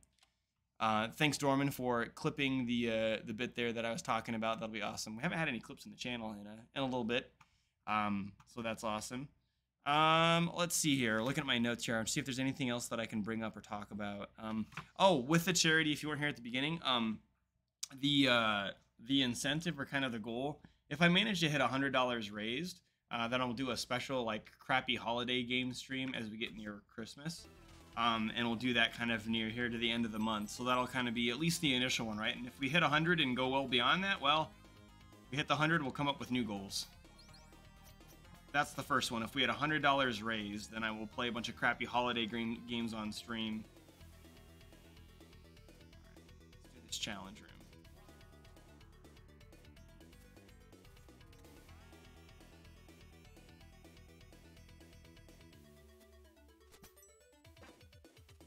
Okay, well, we made it across most of this. There we go. Cool thing is that doorway is going to open. We don't have to trek back.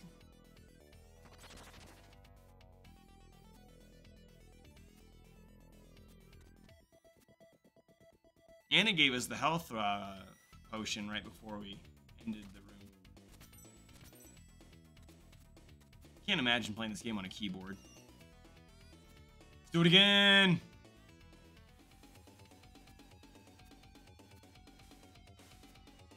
Oh, this one's got enemies, huh? Is he showing us the way?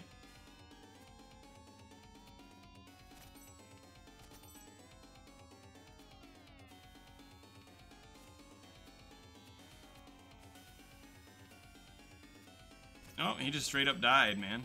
It's rough. Look, we can't all escape the dragon. Oh! I really thought I was going to get through all three of those without dying. And right after I talked smack about the demon just jumping in the pit. I promise you I'm not doing it on purpose. Because I refuse to slow down. We've got no brakes here. That means I'm trying to blindly figure out where I'm going next.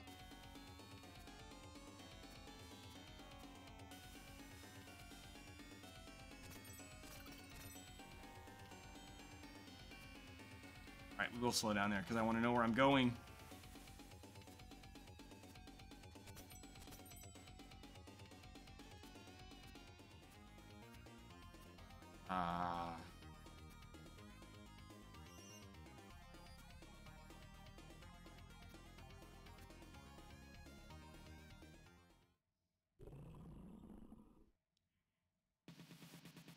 Now we get the boss fight with him. You had to see that coming.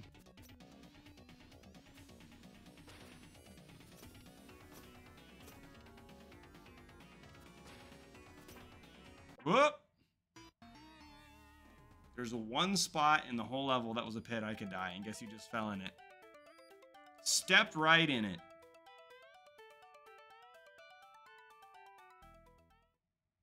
The thing that's going to make this boss tricky is that every time you hit him, it bumps him back. So he doesn't have as clean of a movement pattern as some of the other bosses do, because it's dependent on how you hit him. Like that.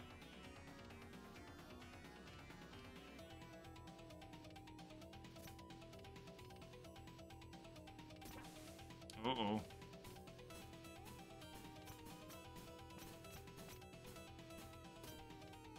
Ooh, there we go.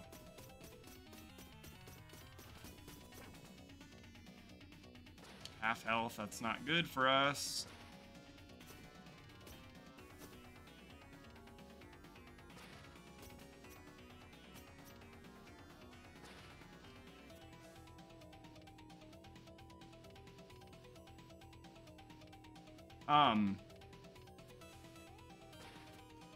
Dorman new Siege season dropped yesterday. It's been pretty exciting. I don't know if you've played anything since the update. Imagine we'll probably play a little bit on Saturday, maybe. I like the new operator quite a bit. I like the new map quite a bit, actually, and the changes to the rank system are really, really good.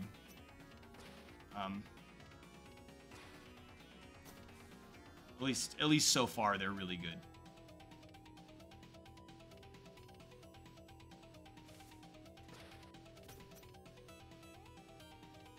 Also, the excitement in my household right now is the new Mario trailer. We had to watch it about 6 times last night and watched another 3 times today. I have a 3-year-old who is obsessed with Princess Peach right now. Oh! Okay. All right, we got this.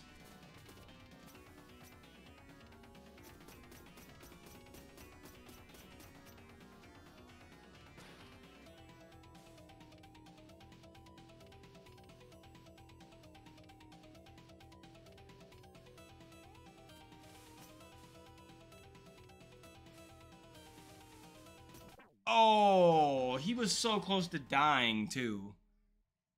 I'll be out of state visiting Marine buddies. Well, then. Fair enough. Carry on, sir.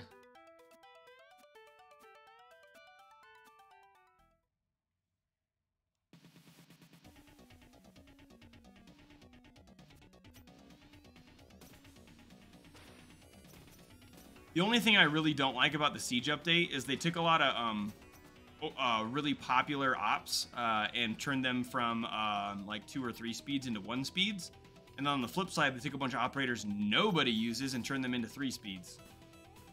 So like, and granted, like for somebody like Sledge it makes sense because he's got a flippin' sledgehammer, but Sledge is now a 1 speed instead of a 2 speed.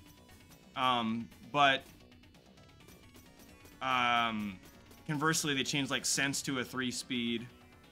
They took Melusi and turned her into a 1 speed, which makes no sense. So that's a bummer. And then the other thing they did was across the board. It used to be that when you were ADS, when you were aiming down your scope, your movement speed while ADS was determined by your character's speed, right? So if you were 3 speed, you moved faster while you were ADS. Now everybody moves the same speed ADS no matter what. Oh, come on. So both of those changes suck, but they also made it so the new map that they added to the game, you can't choose it to ban. So like it pops up a fair amount of the time, and it's not one of your options for taking out a map. Oh, come on.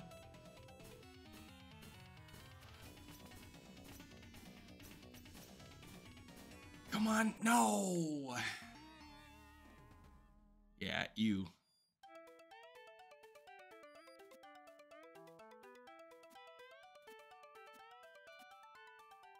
It does. Because, like, I've whined to you about it before. Like, people complain that Siege doesn't add new maps, and then when they add a new map, like, I don't want to learn new maps, so they ban it. Or they instantly say, like, this map is trash. Like, I played a ranked game today, and Nighthaven was one of the choices, and it ended up getting picked and my team was like instantly like, oh, this map is trash. This map is trash. I hate this map. I'm like, this map's been out for a day, man. And then we played on it and we won. And I really enjoyed it. It's a very horizontal map. It does have like 3 floors to it, but it's much more spread out horizontally than vertically. There's a ton of drone holes on the map, which is really interesting when you're trying to set up like deployable shields and stuff. Ooh, that was good. That was good. And I don't know, I just really like it. They also changed the colors of the gadgets, right? So like if I'm playing as Nomad and I'm using my air jabs,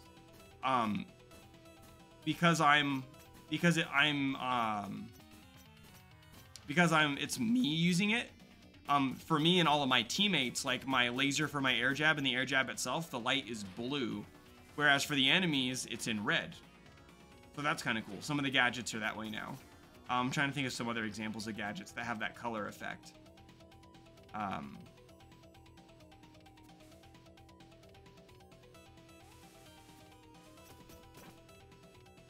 Drones are that way now too. And they also have drone skins. You can now get drone skins in the game. Oh, come on. We're in a bad cycle. Let's go. Ooh, that was rough.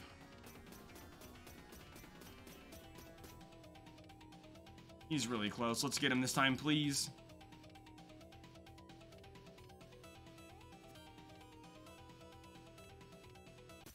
There it is. Pay to win drone skins. Yeah, people do. They always complain about lack of content, and then and in the match, okay, so that my teammate was like, "Oh man, we gotta play Nighthaven. This map sucks. You know, new map, let's ban it." And then one of the 4 operators that got banned was the new one, Solace. Hey, we recognize this guy. We saw him in 2 different spots, remember? I've been watching you for a long time, messenger. Who are you anyway? Ah, so the disguise did fool you. It's a shame you freed my slave pet, but no matter. I am now certain I can defeat you. You! If you guys didn't see the stream on Monday, this is one of the people in the Demon King's army. So he's like the top general in the Demon King's army. His name's like Balthazar or something weird like that. Time to pay for what you did to my people. Bold words coming from such an unprepared adventurer. The underworld awaits you, messenger. At last, the scroll will be ours. Watch your step now. Oh, that's right. You go from the Cloud Ruins to, like, literally the underworld. That's the next stage. This stage is actually pretty tough. And you fight him as a boss at the end of the stage, and he's tough, too. Visually, the stage looks cool, though. There's your classic video game thing of the fireballs. Oh, also, here, I'll see if I can do it again. So the enemies, right? We're going to see some familiar enemies, but they're going to have those redesigned looks to them as well. So let's see if we can find another one of those little demons again. Shoot, come on. Like that, look at that. That's the same fireball shooting demons we have before, but in that 16-bit look. We're in the future. Actually, let's check out what the shopkeeper has to say about this place.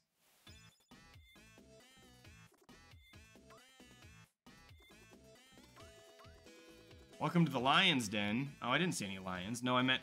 Ah, never mind. What do you want to chat about? The heat is almost unbearable. Come on. Oh, come on. I'm happy to avoid certain cliches, but to think we wouldn't have lava to end your epic quest is pushing it. We're not going to ask for a story. Whoops. Oh my gosh. Get out of the shop.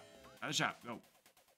Oh, we'll play for a couple more minutes, and then when we hit a near checkpoint here, we'll wind things down. Ooh.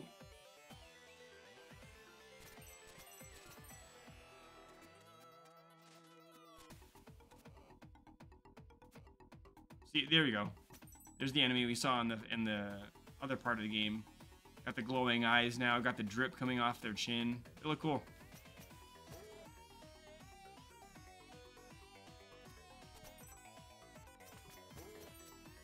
And great example of visual storytelling.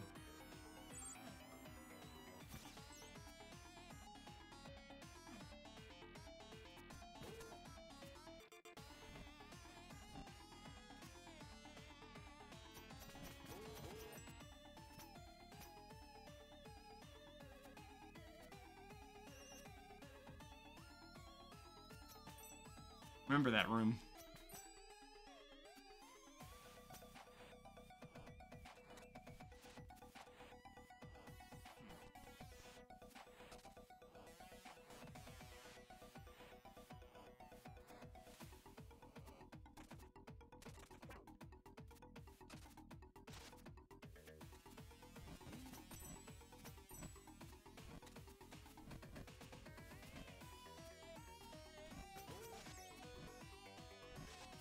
Okay.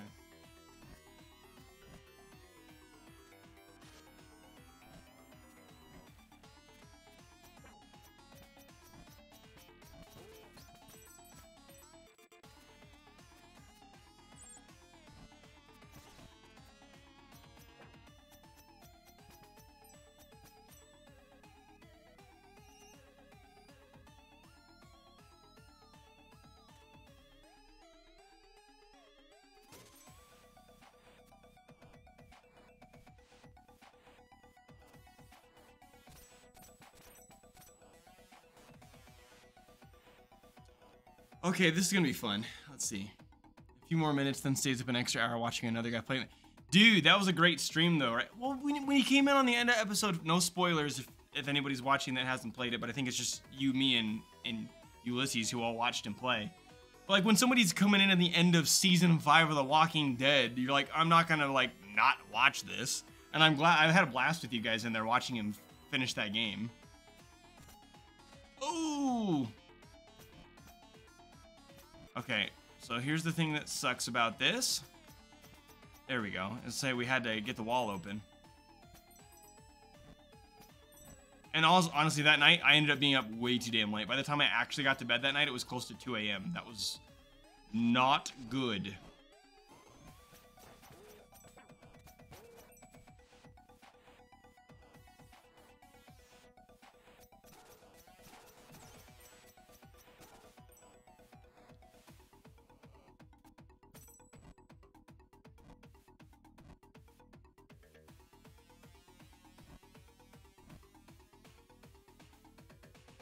Ah, come on.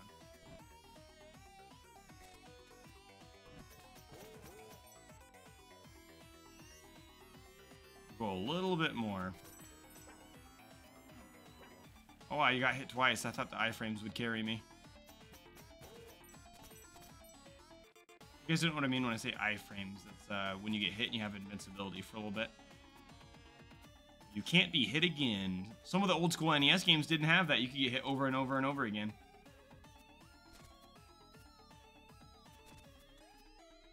I was listening to a podcast this week and they were talking about this collection that it just came out called Atari 50. And it's like basically, it's not just like a collection of old Atari games.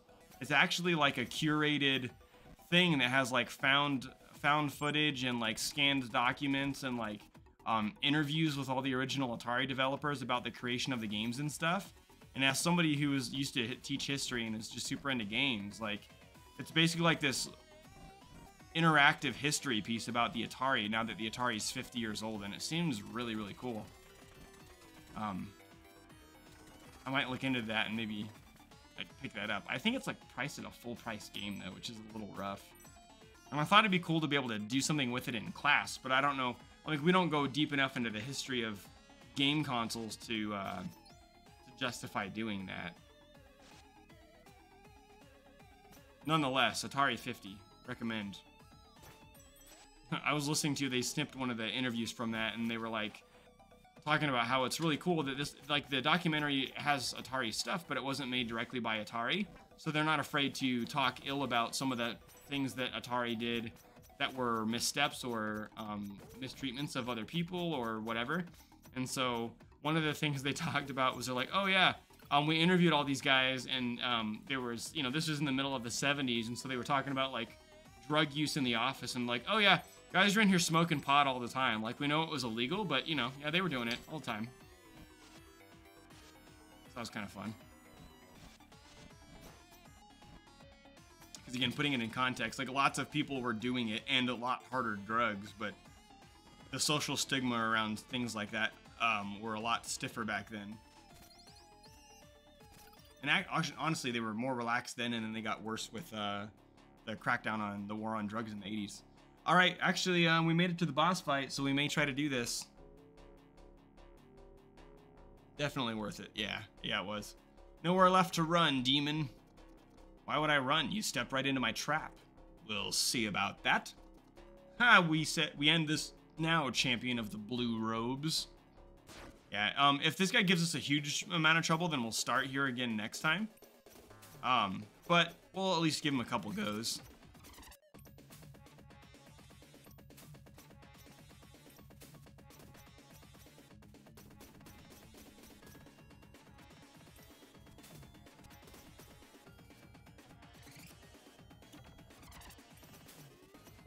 Oh shoot, come on.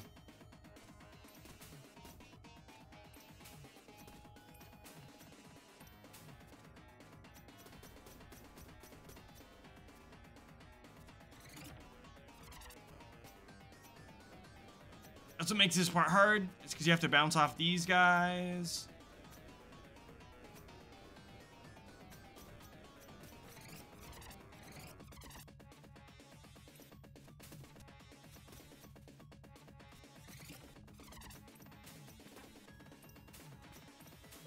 Ouch, he wrecked me like 3 times there.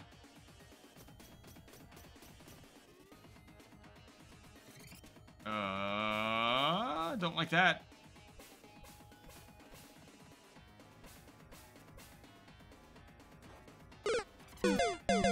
Hey, we're not out of it yet. That was premature.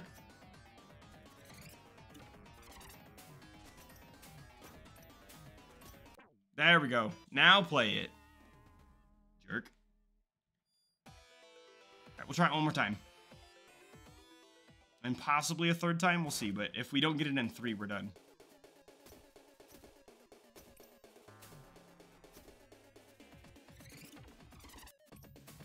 Ah, dang it. I just need to watch out for that.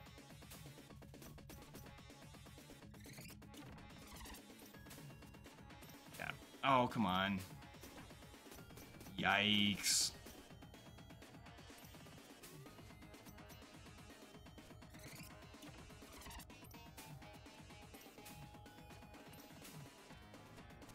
Oh, that's cool. Oh, there we go. And that attempt was terrible. All right, last attempt for tonight. You suck. There's a reason I had that in the sound alerts thing.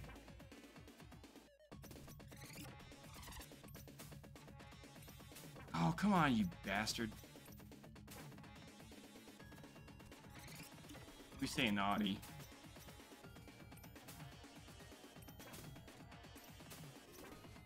I don't ever swear. Come on.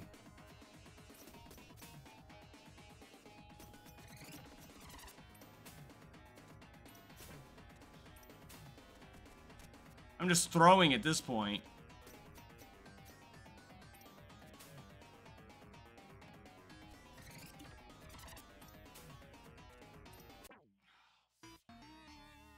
All right, yeah, we're gonna go ahead and call that there, and then we'll wind things down here. So I'm gonna leave it here. I'm gonna pause the game.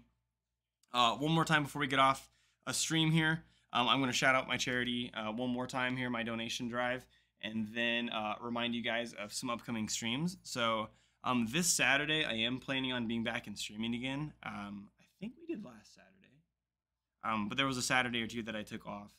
I was planning on being back, hoping to get some Siege in now that the update's done, play with some of my friends.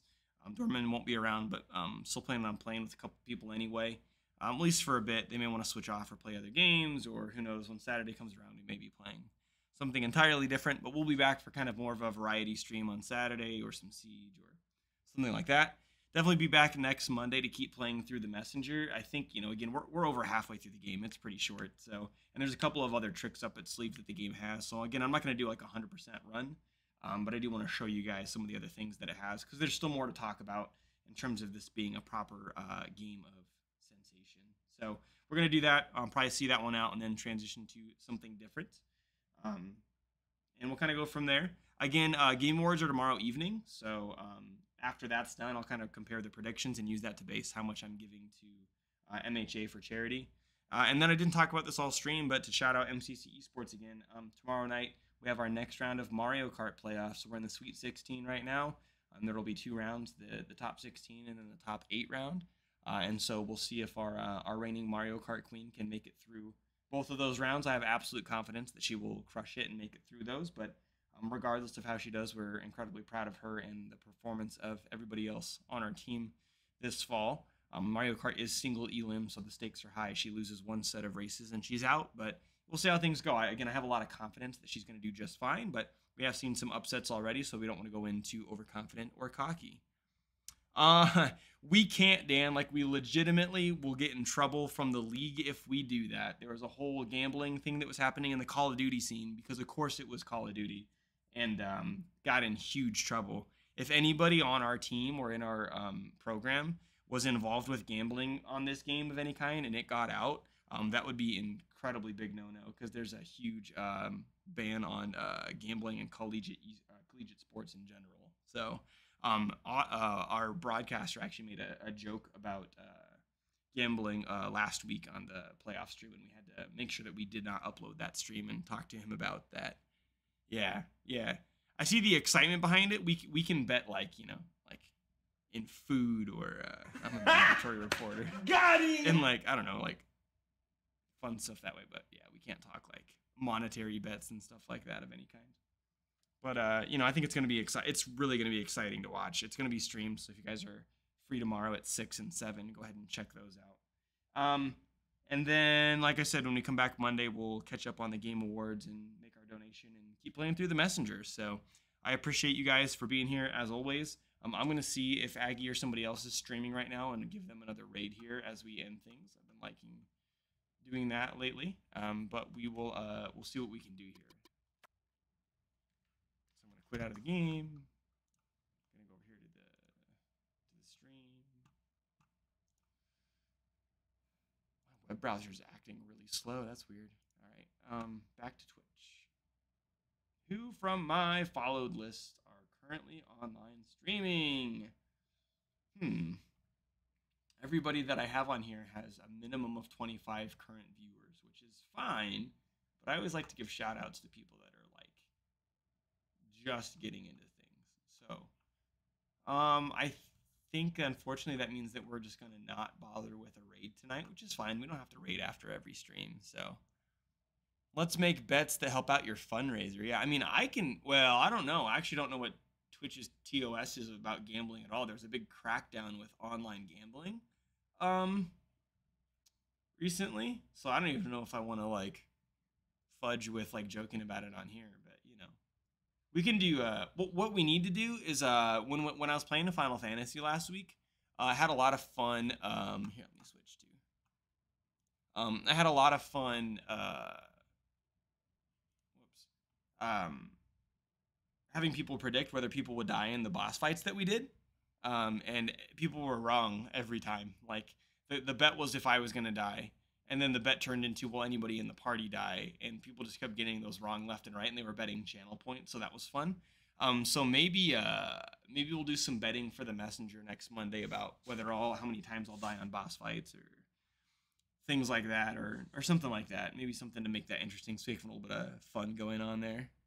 I feel attacked. Yeah, it's because you lost a whole bunch of channel points, bruh. But no, that was a lot of fun. So finding ways to do that and just integrate things.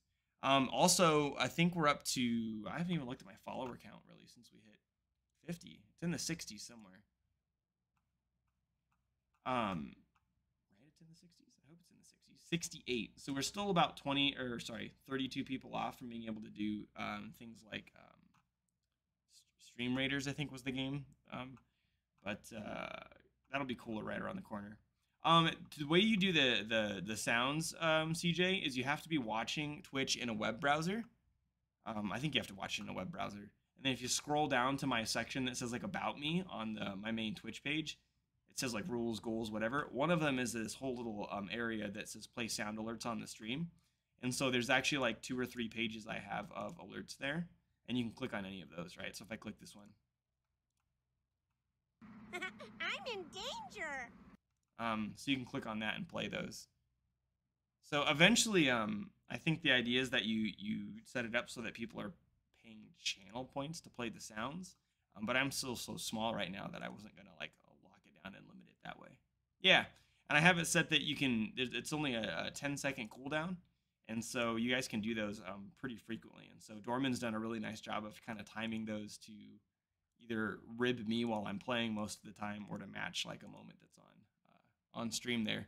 So anyway, thank you guys so much for sticking around with me tonight. I will be back possibly on Saturday. We should be back Saturday, and then we'll come back and play the messenger again for a bit on Monday. So I'm going to flip it over to my ending screen here, and take care of each other, take care of yourselves, and I will see you guys next time I go live. Thank you very, very much.